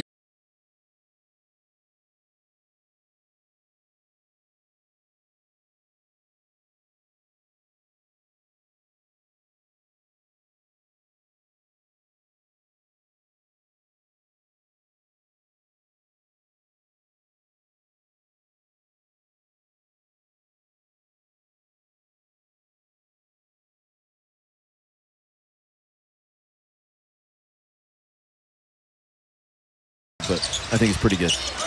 91-89, Raptors leading by 2 after the second free throw from Grant Williams went down. Ochai in the paint, kicks over, far corner. Chris Boucher knocks it down from the far corner, and the Raptors have their largest lead of the game at 5. Great patience. Mobo in the high post playing for the part of Jakob Poeltl. Back for the Hornets, driving to the tin on the far side. High off glass to lay it in was Trey Mann. He's played well tonight. And an Abaji on that last three by Boucher with a great pass out of the middle of the lane. Mobo hands it off to Ochai straight away. 3-ball for Ochai. Left it short. Battle comes in and a midair collision. They're going to call the foul on Martin as the two players collided. And the Raptors will keep the ball. Well, Martin was the one that kind of jumped sideways, although Battle was going forward. So I don't know if there was a foul there or just two guys pursuing a loose ball in a midair collision. I agree with you. Take it and run if you're a Raptor fan, though, as it goes in Toronto's favor as they will inbound from the far side. Jamal Shed to toss it in and do the honors just to the right of his bench. He gets it into Battle, back to Shed. Shed now. Oh, he crossed up Martin. Step back triple. Shed, no good. I was wondering, it went straight up in the air. Thought it might come back down, but Shed was fouled. And he's going to head now to the stripe. I believe it's going to be 3. Yes. He was behind the line. Did a great job. Got a step and then changed speed before backing up. Jamal Shed going to get a chance to tack 3 on. He's been really, really good. 2:29 to go in the quarter. Shed misses the first free throw. The Raptors have had their issues at the stripe tonight. Now just 9 of 14. This quarter is brought to you by Enbridge Sustain. With a smart flow heating and cooling system that's always thinking about you, you're the real MVP. Shed, second free throw. It's up and clean. Raptors now 10 of 15 at the line, and the lead goes up to 4, 95-91. It's a one-game road trip for the Raptors as they will head home after the ball game tonight and then get set for a tough back-to-back on Friday, Saturday against the Lakers and the Kings. That game against Sacramento on Saturday will be the night where Vince Carter's jersey is raised to the rafters at Scotiabank Arena. 2 of 3 at the stripe for Shed as he knocks down that third free throw. Raptors restore their 5-point lead. Ball to Williams. It was deflected, but the Raptors couldn't squeeze. Williams back to ball. Ball dances into the lane, and the one foot floater goes up and in for ball. 14 points in the ball game on just 5 of 14 shooting. For LaMelo Ball, Shed turning the corner into the paint. Tried to scoop it off glass. The contest there from Charlotte affected the release for Shed, and they get the stop. That was Diabate that got in there. Back the other way. Charlotte comes up empty on a long triple attempt. That one no good. And the Raptors grab the rebound off the miss from Ball. 96-93. Ochai in the paint. Runs in to Diabate, who stood his ground and got the stop. Ball, far corner. Good look at a 3. Knocks it down. We're tied at 96. Yeah, it's how basketball is these days. It's a 4-on-1, and a guy takes a corner 3. 1:25 to go in the third quarter. Raptors giving up a quick little 5-0 run right now to the Hornets to again tie the game at 96. Got to be careful with the ball here. Yeah, Mobile almost turned that one over. The Raptors have done a much better job with the turnover since the end of the first quarter. Only 10 in the ball game as they just turned it over, and maybe I threw the jinx down. Shed to Mobile, and Mobile should have had that one, but he butterfingered it. And to the tin, missing, thanks to the contest from Battle, was Diabate, but a late whistle comes in, and they're going to call a foul on Toronto. They checked that it was actually Saloon. I apologize, not Diabate. Well, he ran with that ball. He traveled from France on that one. Like the feet were going. He came from the foul line extended near the sideline without a dribble. Tijan Salon heading to the free throw line after the foul comes in on Jamison Battle. And he misses the first free throw. Maybe a little poetic justice there, maybe. He's standing about 6 inches behind the line. He was 6 inches short. I don't know. Maybe that's style. Maybe that's what he does.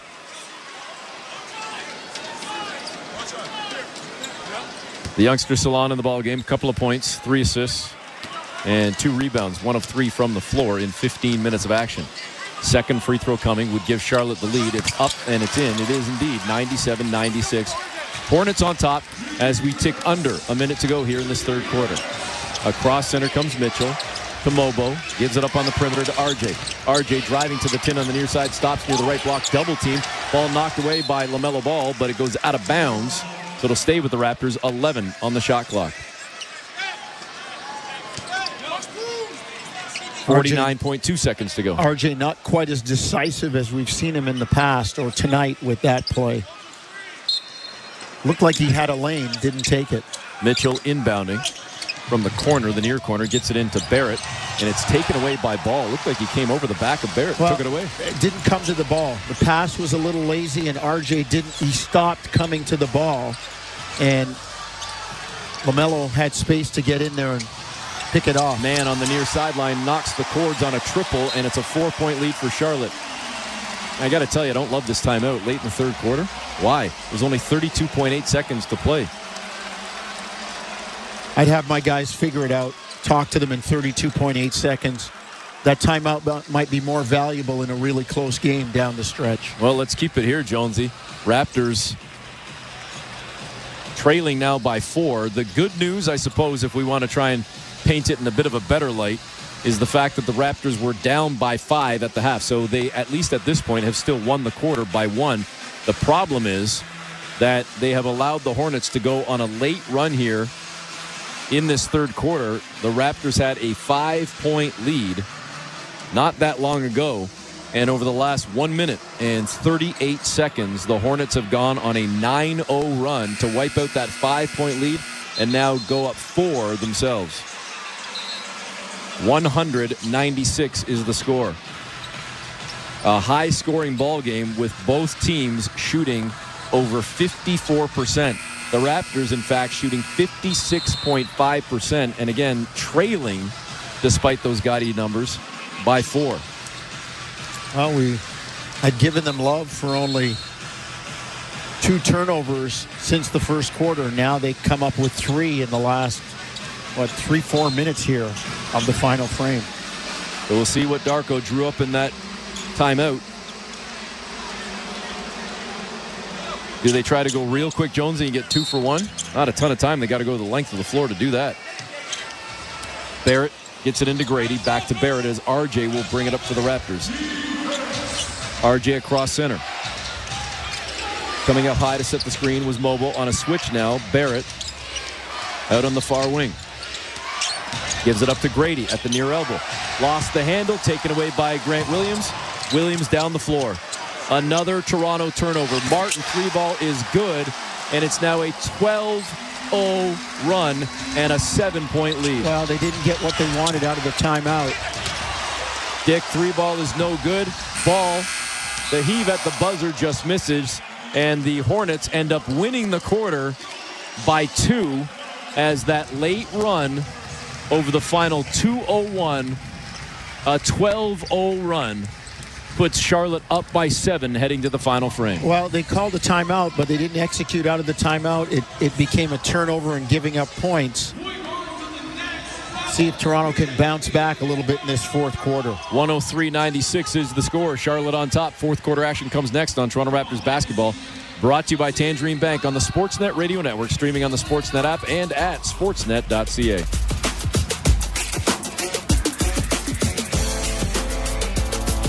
What's up, basketball fans? Once again, thank you so much for hanging out with us and making this awesome Toronto sports fan club what it is and keeping on getting better. Now it's the time for you to let us know, where in the world does the reach go? Where are you watching from? Let us know in the chat, city and state, city and province. Give us your flag, emoji, or your country, and let's see how far out our reach is here on Toronto Sports Insider throughout this big old globe we got here. Now let's get back to the basketball. Thank you for letting us know in the chat where you're watching from. It helps immensely because it helps our geographical data as well as the chat popping off and keeping on going, which the Raptors games need a little bit of help with that right now. So let's get back to the basketball. Cheers, everybody. Alice is excited too. Lease the CR-V LX two-wheel drive for $99 weekly at 2.99% APR for 28 months with $2,000 down. Offer includes $1,500 lease bonus. OAC conditions apply. See HondaOntario.com. Say hello to healthier, happier feet, Ontario. Kintec has 3 more locations in the Greater Toronto area. Come in today and let our fit experts bring comfort and support to every adventure with custom orthotics, supportive braces, and top footwear brands. With new locations in Mississauga, Toronto, and Richmond Hill, along with our location in Whitby, there's always a Kintec nearby to keep you active and on your feet for life. Your feet take you everywhere. Let Kintec take care of them.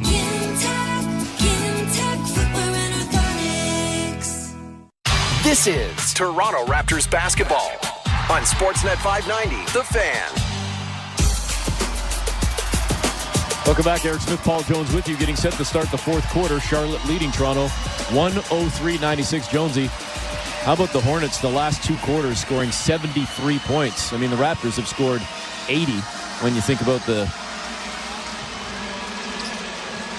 43 that they put up in quarter number 2 and 37 in the last frame. But man, oh man, we're talking about a game at 103-96 that the fourth quarter is just starting. That first quarter kind of in the way now if you're the Raptors. Raptors outscored 30-16 in the opening frame, and they've been trying to deal with it since. They opened up a 5-point lead on 2 separate occasions in the third quarter, but they were unable to continue and maintain the lead as they give up a 12-0 run to close the third quarter. But they start the fourth with the ball and a foul being called against Grant Williams, drawn by RJ Barrett. So Barrett heads to the stripe. He's 2 of 4 at the line tonight, and now make it 2 of 5 as he misses the first free throw. The Raptors have given up 6. Gotta have those at the stripe. You don't need them all. Like we always say, I don't need all 6. Maybe give me half. Give me 3 of them. 3 of the 6. Yep. It's the second, so the Raptors as a team now 12 of 18 at the line. 29th last year in free throw percentage, the Raptors. Mann has it for Charlotte. Weaves through the paint, kicks over far sideline, and Grant Williams was left wide open, and he knocks down a triple. You got to make him put it on the floor. That's his thing. He's a guy that is a catch-and-shoot three-point guy. Got to make him put it on the ground. Grady hands off at the free throw line to Ochai. Drops it on the near sidelines. Back to Grady. Pirtle has it. He sees the seam. He drives on Richards. Lost the handle. And it touches the baseline. And Ball thought that he was still in bounds, but they're going to say that Ball had a foot, maybe a toe just on the edge. And they're going to say it's off Charlotte. Toronto ball with 6 on the shot clock. Raptors trailing 106-97. They got to climb that hill again here in this fourth quarter. Grady, far sideline, 3-ball, turns, fires, misses.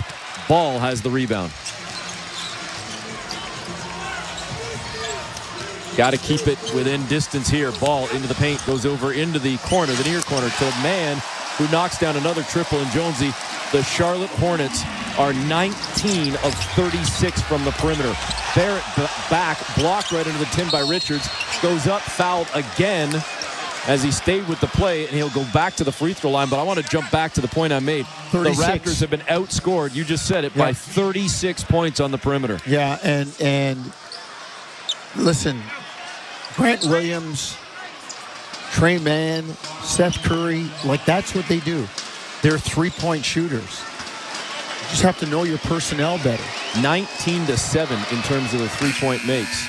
Charlotte versus Toronto, and that's a massive factor right now as Charlotte has built up a 12 and now 11-point lead as the first free throw goes down for RJ Barrett.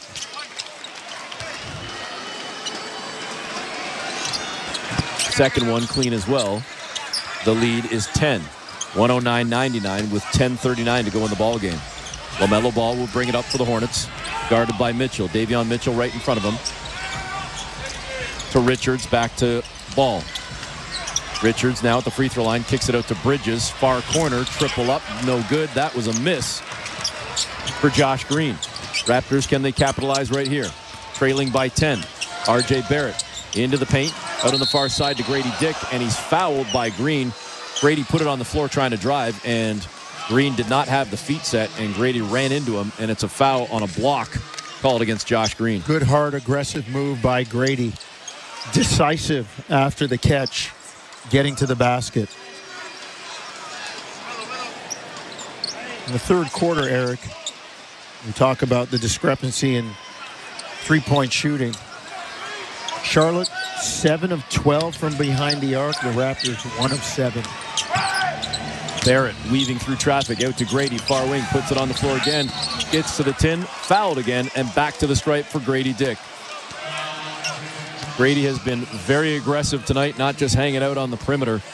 This will be attempts 5 and 6 at the free throw line for Grady. 9 of 13 tonight for 23 points. He's had a solid start to the season. Yeah. And listen, part of that, no doubt, is not only his prep and getting himself ready for this second season as he misses another free throw, but it's also a product as well, take nothing away from him, of at first there was no Barrett. That gives you more opportunity in the lineup. There's more ball to go around for you. Now there's no Barnes. It's going to be on Grady to step up as well. Hits the second free throw. Hopefully that makes him better when they get everybody healthy. He becomes more of a threat. And he may even be able to shake loose a bit more when a healthy lineup is on the floor. 109-100. Raptors trailing by 9. Charlotte running offense. Man into the paint and lays it up and in traffic. You got a step on Oche and went right at the Raptor defense. Back the other way. Toronto quickly down the floor. Barrett misses the layup. And then Pirtle takes it away from Richards to dunk it down. Great heads-up play by Jakob Pirtle. Yeah, really nice follow by Jakob Pirtle. 16 and 13. Coming off a career-high 19 rebounds against Denver. And Jonesy, you were ahead of the scores because now it's 18 and 14 for Yak. Okay. Even better. We got a bump on Pirtle on the near side as he was trying to cut off Mann, who was looking to turn the corner to get to the 10. Raptors trailing by 9, 111-102. Raptors' next game comes Friday when they will host the LA Lakers, who are right now getting blown out in Cleveland.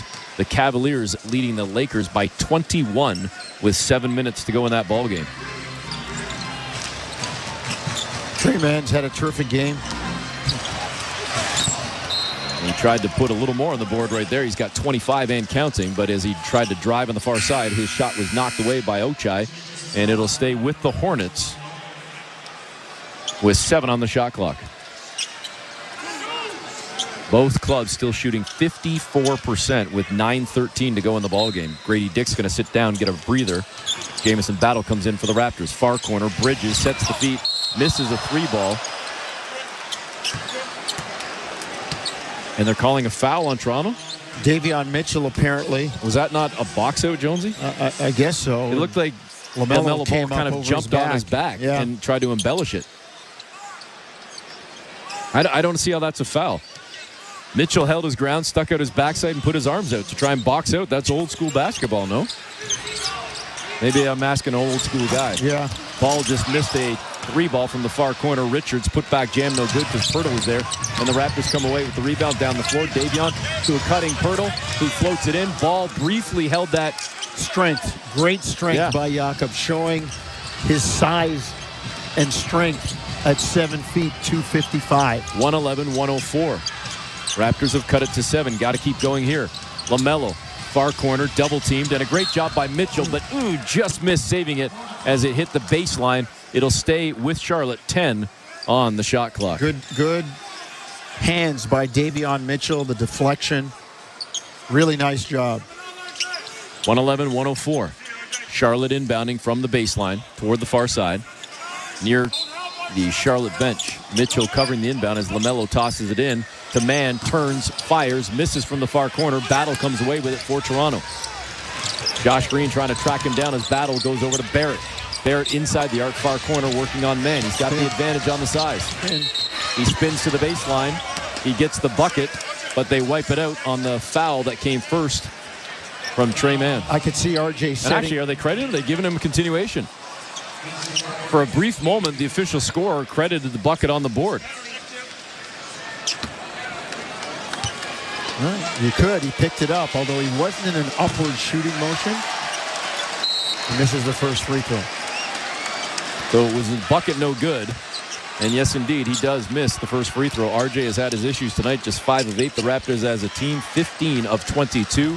And we've got a timeout on the floor with 8:24 to go. And Charlotte leading 111-104 on Toronto Raptors basketball. Brought to you by Tangerine Bank on the Sportsnet Radio Network, streaming on the Sportsnet app and at sportsnet.ca. Hey, Raptor fans, what would you rather have? More money or more vacation? Whichever you pick, it's a win-win. Just like hitting the 50-50 jackpot. When you buy tickets to the MLSE Foundation Lottery, you support kids and youth in communities across Ontario. Last season... Hey, you. Yeah, I'm talking to you. The basketball fan that's hanging out with us tonight for the Raptors game. It's time for you to hit that subscribe button and turn on the bell so you don't miss it when we go live for every single Toronto Raptors game this season, as well as tons of other sports. Every Toronto team is live here on TSI. Thank you for helping us create this amazing Toronto sports fan club where we can bring sports to the world and make a real world difference while we're doing it. Cheers, everybody. We'll see you guys back in the chat. Let's go, Raptors. We the North.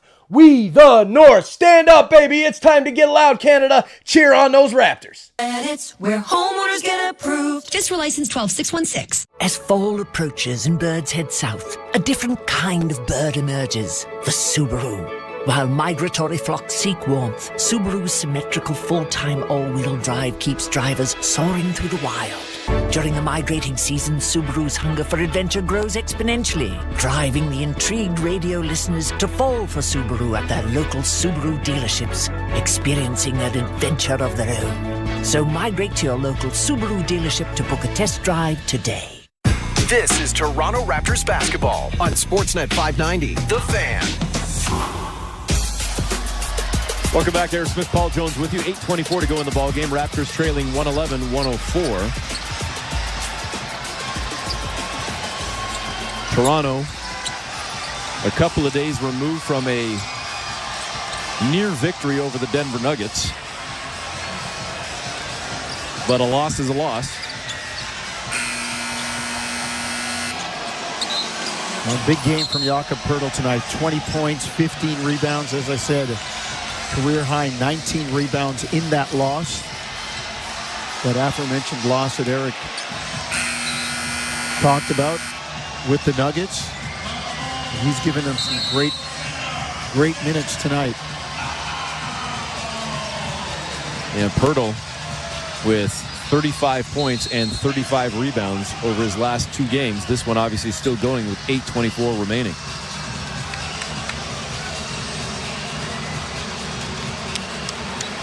Toronto breaks free from the huddle. Again, trailing by 7 with a free throw coming for R.J. Barrett. He's 5 of 9 at the stripe.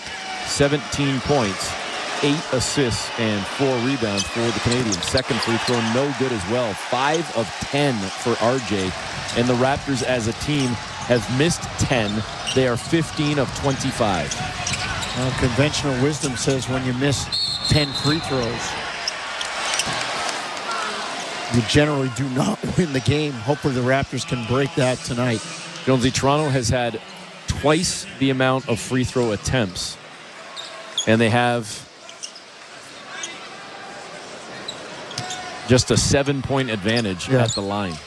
Meanwhile, they have a 36-point deficit on the perimeter. Well, like you said, 10 points in terms of the misses. Charlotte just turned it over, and the Raptors pick up the ball, and going the full length of the floor down the other way, R.J. Barrett does it himself. Lays it up and in. The Raptors have cut this thing to 5, 111-106. Still a ton of time to go. 7:50 to play. The good part of the game hasn't started yet, but if you're Toronto, get in position. Martin nearly lost it again for Charlotte. Picks it up and knocks down a contested jumper from the free throw line. Man, that ball was right there. Raptors couldn't come up with it. Martin in the ball game has played well off the bench. He's got 17. Charlotte's bench 60. Yeah, Charlotte's bench really doing a job outscoring Toronto 60-30. Mitchell to Poeltl, hands off to Barrett straight away. 1 foot inside the arc, goes back to Battle on the wing near side, down low to Poeltl, turns, fires over Richards, missed the shot. He rushed it a little bit, and Charlotte got the stop and the rebound. Here comes Martin. Left to right through the lane, turns back out, fires the ball, cutting into the paint. He runs into the Raptor defender. That was Barrett who tried to take the charge, but I believe he was below the circle, and that's going to be a bucket and one for LaMelo Ball. I'll tell you what, though, the replay, he was above the circle. Wonder if the Raptors look at this one. Was Barrett moving or not? I don't know. He was definitely above the circle on the replay, folks. Depends if Darko wants to look at this one or not. Barrett right now is checking out with what we think is the third foul, but I would challenge that. Yeah, I would challenge that. Toronto's taking a timeout to challenge a ruling of a defensive foul on Barrett. There we have it. So we'll step aside for another break. We'll see if the Raptors can win this one. It would be a huge play in the game as Charlotte is looking to expand on their lead with 7:07 to go in the fourth quarter on Toronto Raptors basketball, brought to you by Tangerine Bank on the Sportsnet Radio Network. Hey, Raptor fans, what would you rather have? More money or more vacation? Whichever you pick, it's a win-win. Just like hitting the 50-50 jackpot. When you buy tickets to the MLSE Foundation Lottery, you support kids and youth in communities across Ontario. Last season, over $1 million in jackpot prizes were won. That means more money and more vacation. Talk about a true win-win? Visit 5050raps.com for your tickets today. Getting my Honda CR-V has opened the door to adventure. With Econ Mode to maximize fuel efficiency, I'm free to explore. And with tons of cargo space, it's easy to pack for getaways. My dog, camping gear. It's like I've discovered a wild, adventurous side of me. Alice is excited too. Lease the CR-V LX two-wheel drive for $99 weekly at 2.99% APR for 28 months with $2,000 down. Offer includes $1,500 lease bonus. OAC conditions apply. See HondaOntario.com. Oh, Maya. Maya. She loves being cool. 21 degrees is her favorite number. God, she's the coolest, especially at night. So I raise the temp at 10 p.m. because she gets chilly when she sleeps. Maya loves using less energy, and I love Maya. We're basically besties. With SmartFlow from Enbridge Sustain, you won't have to think about your HVAC, but it will always be thinking of you. With smart controls and zero upfront costs. Visit EnbridgeSustainSmartFlow.com to learn more. This is Toronto Raptors basketball on Sportsnet 590. The Fan. Welcome back. Eric Smith, Paul Jones with you. 106 for the Raptors, 115 for the Hornets. A 9-point advantage right now, but we are awaiting the decision of the replay. And I believe it is going to be an offensive foul, so Toronto will win the challenge. Well, Eric, you pointed it out. RJ did get above the restricted circle on the restricted area, and LaMelo actually led with the ball. And I don't even know if there was enough contact there to call it a block because he was there already. So RJ is going to stay on the bench anyways and get a breather right now, but the score is now 113-106. It's a 7-point advantage for the Hornets. Mitchell, cut off in the paint, goes over on the far sideline to Grady, puts it on the floor, drives to the tin, scoops it up, blocked by Richards, saved in bounds by Martin, and Charlotte's got the ball. Can't go at a shot blocker with an underhanded layup. And then Richards comes down the floor, gets a nice pass from Ball, but it's taken away on a strip from Pirtle. Mitchell up to Mobile. Mobile on the near wing. Over to Pirtle, bounces the pass behind his back to a cutting Mitchell, who lays it up and in from the left side, and the Raptors have cut it to 5. Mitchell did a nice job changing speed and going at LaMelo Ball, not known for his defense. 113-108. Mitchell pushes up on Martin out near the logo. Martin trying to get away from Mitchell. Over to Ball. Ball has Grady Dick in front of him. LaMelo comes around a screen, now on a switch, picked up by Pirtle on the perimeter. Shot clock is down to 5. Ball gets into the paint. Over on the near sideline. Bridges open, look at a 3, missed it. Grady tapped it out. He had a chance to squeeze it. It's to Curry, to Ball. Feet set, missed the triple. Richards tips it up. Looked like he was just trying to keep it alive, and it goes off glass and in, and he gets the gift of a bucket. 115-108.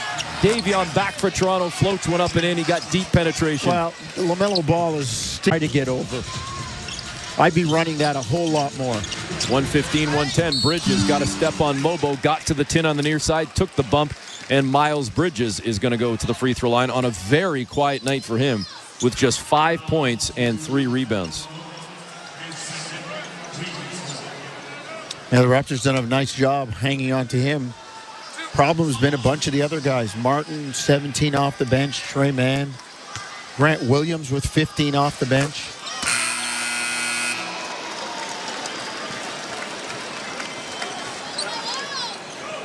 First free throw goes down for Bridges. 116-110.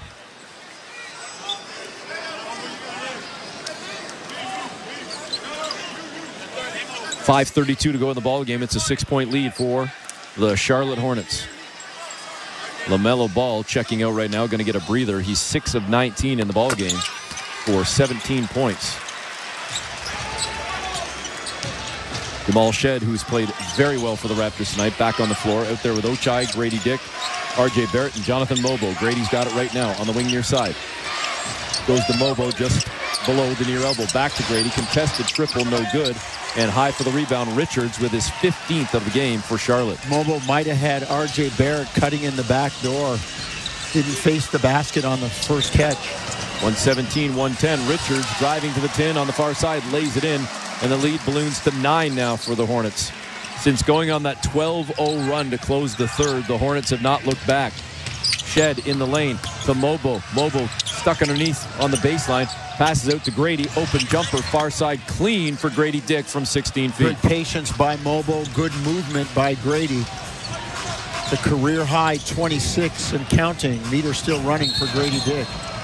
And now an illegal screen against the Hornets will wipe out their possession, and we go the other way. Toronto with a chance to get a couple more on the board as they trail by 7. Shed got knocked out by Richards. Went down hard, but quickly popped off the floor, and he'll get set to run the offense for Toronto. Well, the reason why that was a moving screen was Shed refused to be screened. He kept moving. 119-112. Grady has it straight away. Over to Mobo at the near elbow. Mobo now hands off to Barrett. Barrett dips behind the Mobo screen, gets down toward the right block into the paint. A little up fake off glass and in. Got the bucket, and the Raptors cut it to 5. Nice cat and mouse by RJ with the shot blocker, Richards. Martin across center, gives it up to Mann on the logo at center. Ochai is there. Mann has it, comes around a screen set by Curry toward the far wing now on a switch picked up by Grady. Richards sets the screen. Mann tries to dribble around it. Pull-up jumper, far side, no good. Rebound to Ochai. Raptors push the pace. Grady driving, and Curry was standing there waiting for it, and yes, indeed, he drew the charge, and Grady is called for the charge, wipes out a potential bucket for Grady Dick. I would have loved to have seen Grady get that ball into the middle to Ochai and run the lane. Now the defense has to expand again. Instead, you could have thrown a blanket over the 3 guys in the area where Grady drove the ball. So the Raptors had a chance to cut it down to 2 or 3 on that possession, but instead we wipe it out. And we'll see if the Hornets can take advantage. Mann above the arc near side, comes around a Richards screen, frees himself straight away, gets below the free throw line, kicks out to Martin's far wing. Triple is good. The 20th 3-ball of the game for the Hornets. 39 points. Charlotte has outscored Toronto from behind the arc. 122-114. Another possession, Jonesy, where it was like a big swing where the Raptors had a chance to get it down to 2 or 3, and it balloons up to 8. RJ misses a deep 3 from the near side. And Charlotte with the rebound. With 3:10 to go, they lead by 8. Mann. Cross court, over to Curry, far side. Curry back over to Mann. Open look, near wing. No good. Martin, though, with the rebound. Just the bigger man down low, and he beat Shed to the ball, put it back in the 10, leading by 10, Charlotte. Grady down the floor, got behind the defense, missed the layup, but fouled by Mann. And Grady Dick will go to the free throw line to try and get this back into single digits. You got to do a better job on the weak side glass if you're Toronto. 124-114. Charlotte leading by 10 with 2:56 remaining in the game. And Grady goes for the free throw line. Knocks down the first one. I guess some of the people, as we look in the expensive courtside seats beside the Raptor bench, are trying to beat the traffic. Yeah, that gridlock traffic in Charlotte. Don't ask me why, Jonesy. I was actually looking back today at the 2001-2002 Raptor team. And I was looking at Vince Carter, who missed the last 14 games of the season that year and missed 22 games total that year. And it just happened to catch my eye as I was scrolling through the game log. There was a game against Charlotte that year. Just over 9,000 people in attendance. Good section still available, right? And Charlotte was really struggling back then. 2:45 to go in the ball game after the Grady Dick free throws. Toronto trails by 8. Martin drives down Main Street, drops it off to Richards. Reverse layup is good, plus a foul. And a 3-point opportunity coming for Richards, who now has 21 points 15 rebounds, 4 assists, 4 blocks, and a steal. A monster night for Nick Richards. Raptors hurt on the penetration again. Got to keep guys in front of you. Pirtle steps up just to offer a little bit of resistance, a little bit of a deterrent help. But Richards in that dunker spot available on the baseline. Knocks down the free throw and extends the lead to 11. The Raptors running out of time here. Yeah, they are. 2:35 to go. Keep in mind they were up 10 against the Nuggets with just over 2 minutes to go. So it's not impossible, but it's going to be tough. Barrett into the lane, throws it up, took a bump, got the foul call. He'll go to the free throw line, but he's got to take care of business. RJ just 5 of 10 at the line tonight. The Raptors with 9 misses at the stripe, 17 of 26. In fact, the Hornets have made more triples than the Raptors have made free throws. Ouch.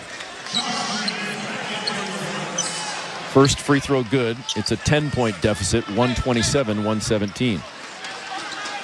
And Jonesy, as much as the Raptors have done a better job of not turning the ball over as much tonight, only 14 turnovers, they've given up 29 points off turnovers. The issue is when you give up the turnover, it's a live ball turnover especially.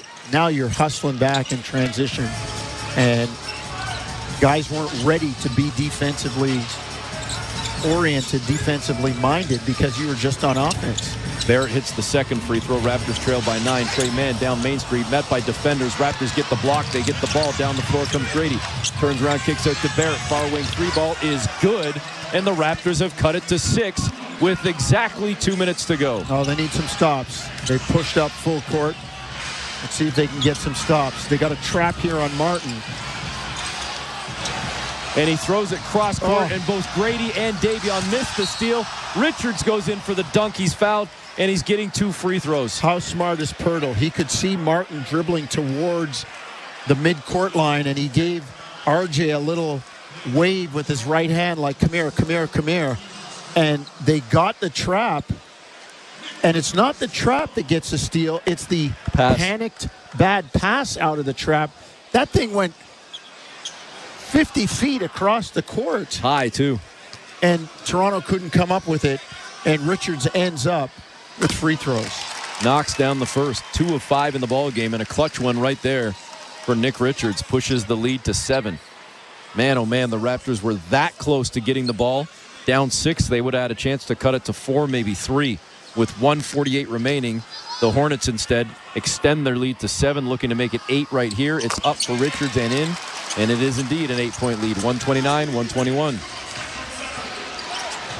Mitchell across center, hands off to Barrett. 3 ball, they left him open, and RJ takes advantage and knocks it down. He's got 29 points. Big night for RJ. Across center, Martin. Late whistle on Grady Dick. Very late. Looked like the Raptors had forced another turnover, and they call a reach on Grady. 1:33 to go. The Raptors trailing by 5. Well, Darko does have a challenge left. His challenge was successful. Although you look at Martin, he's only 3 of 4 on the year. Knocks down the free throw, his first appearance of the night. Off the bench with 23 points. Both teams with 3 players apiece going for 20-plus. Martin's second free throw rims out, so the Raptors trail by 6, 90 seconds to play. Now under 90 as Davion Mitchell brings it across center. Over to Barrett, this time on the near wing. Sees a gap, gets into the paint, stops below the near elbow, up fake. Hornets weren't biting. Gives it back out to Mitchell, and they're going to call a foul on LaMelo as he got a little handsy there on the hip of Mitchell as Davion was trying to drive in. LaMelo, I mean, he's a sign of the times. Everybody loves the offense these days in the NBA, but he doesn't guard at all. He doesn't. It's flashy. It's offense. You know, it's the slick passing, but when you see him, you go at him. Mitchell goes to the free throw line, misses the first free throw. Raptors 19 of 29. Jonesy, if we play by our rule that we've been talking about for 20 years, give me half the misses, the Raptors are trailing by 1. It's a 1-point game, yeah. Second free throw is in. And as well as Davion Mitchell has played, keep in mind he missed a key free throw against the Nuggets as well that might have iced the game for the Raptors. It could have given Toronto a 4-point lead. Raptors trailing by 5 with 1:07 to go. Need a stop here. Need a big stop here. Guard your yard. Guard the ball handler. Martin out on the perimeter, gives it up to Grant Williams. Up fake on Barrett, gets into the paint, kicks out on the perimeter. To Mann in the near corner, to Martin. 3-ball no good, and a shot clock violation as it didn't hit the rim. The Raptors get the stop you wanted, Jonesy, and they get the ball back with 54.7 seconds to play. Really good closeout and challenge by Davion Mitchell. Floating by Martin on the shooting hand side. Mitchell crosses up, ball gets to the tin, left-hand scoop is in. It looked like it might pop out, but it went back in the tin. Raptors have cut it to 3 with 45 seconds to go. They pick up pressure in the backcourt, but now ball gets across center. Mitchell is in front of him. There's there's quite a differential in the shot clock. They're going to have to give it up clearly as ball tries to shake free from Mitchell, gets by Pirtle, gets to the tin and lays it in. That can't happen. Well, they got the switch and it was way outside. Barrett to the tin, got by Grant Williams, lays it in. And the 5-point lead chopped back down to 3. But the Raptors need the ball now. The shot clock is off as they foul Mann over on the far side just as they got the ball, the Hornets did, across center court. 17.1 seconds to play. The Raptors trailing by 3.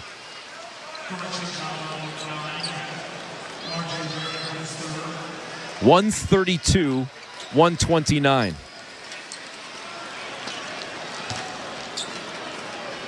Yeah, the LaMelo Ball basket. The Raptors were out on the floor looking to pressure. Problem was they had a bigger player trying to pressure Ball. First free throw good for Mann. It's a 4-point lead for the Hornets. Again, 17.1 seconds to go. Second free throw good. It's a 5-point lead. Raptors need a quick hit and then want to go for the steal. Mitchell drives down Main Street, weaves through traffic, lays it in. Great job by Davion. 10.8 seconds to play. Pick up. Barrett just got caught up in a screen. It allowed LaMelo to get the ball, and now in the backcourt, Grady comes up and finally fouls Martin. But almost 4 full seconds came off the clock with only 7 seconds remaining. The Raptors finally get the foul as Martin goes to the line for the Hornets. 134, 131. Martin could ice the game right here. First one up and in. That might do it. A second one would for sure do it. Well, the Raptors would need a lot of help. Some of it provided by Charlotte. Second free throw is in as well. 136, 131. Raptors trailing by 5 with 7 seconds remaining. You said they're going to need help, Jones. They're going to need a lot of help. Well, they got to make a 3 because they don't have a timeout left, and then they need, like I said, a help. A steal. They need a steal. And some action from Charlotte. R.J. Barrett going for 31 points tonight. Grady Dick with a career-high 28 points. 59 points between the tandem of Barrett and Dick, and it's probably going to be all for naught. With 7 players in double figures and the Raptors shooting 57% from the floor. And they're probably going to lose this ball game and drop to 1-4 on the season. Giving up 44% from 3, being outscored by 33 points from behind the arc. And we look at the turnovers, a differential there of -7 with the points off turnovers. So, I mean, we keep saying these are things that you can clean up. Yeah, you can, but you got to start cleaning them up. If you're the Raptors, and I hate to keep bringing it up, but you're going to look back at games like these, the last couple, and think, man, oh man, woulda, coulda, shoulda. Toronto gives up a 12-0 run to end the third quarter in a game that they thought they came back and had control of. Ochai gets it in far sideline to Grady, turns the corner, gets to the tin, lays it in with 3.3 seconds remaining. Charlotte quickly inbounds. They get it to Grant Williams. He's fouled with 1.8 seconds remaining, and Toronto down by 3. Grady couldn't get off the 3, so he put it on the floor and got the 2, but Toronto now needs 2 misses from Grant Williams. And with no timeouts, they need the rebound and a heave to tie the game and send it to overtime. So they need help in multiple spots. Grady fouls out with that last second foul on Grant Williams, so he leaves the game with a career-high 30.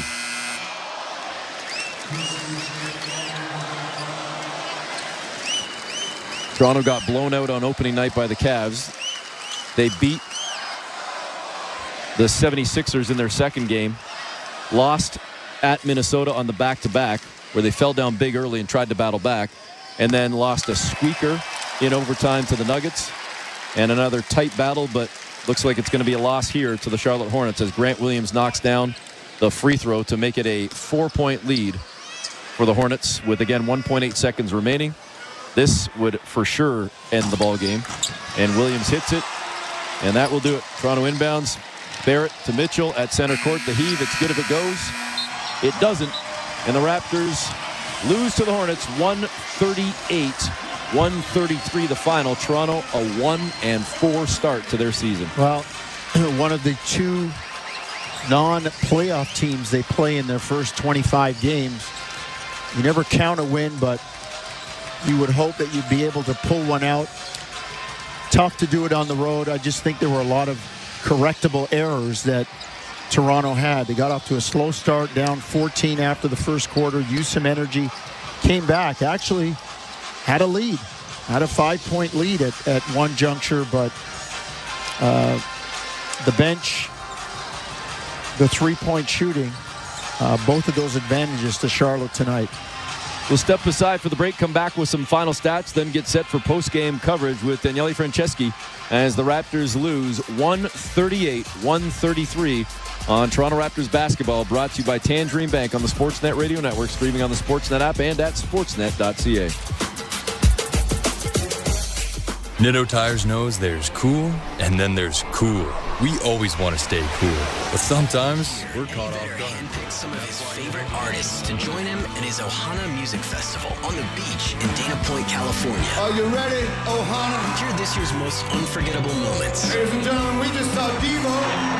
Featuring 2 nights of Pearl Jam. And exclusive performances from Sting, Alanis Morissette, and more. The best of Ohana 2024 starts tomorrow on Pearl Jam Radio, Channel 22. It's time to get hyped for the NBA season on Sirius XM. Three for the win! From a father-son duo in LA, LeBron James and Bronny James, to the Celtics defending their title. It is Banner 18. You'll hear every game on your radio and the hometown announcers on the Sirius XM app. Doncic will shoot a 3 and hit it!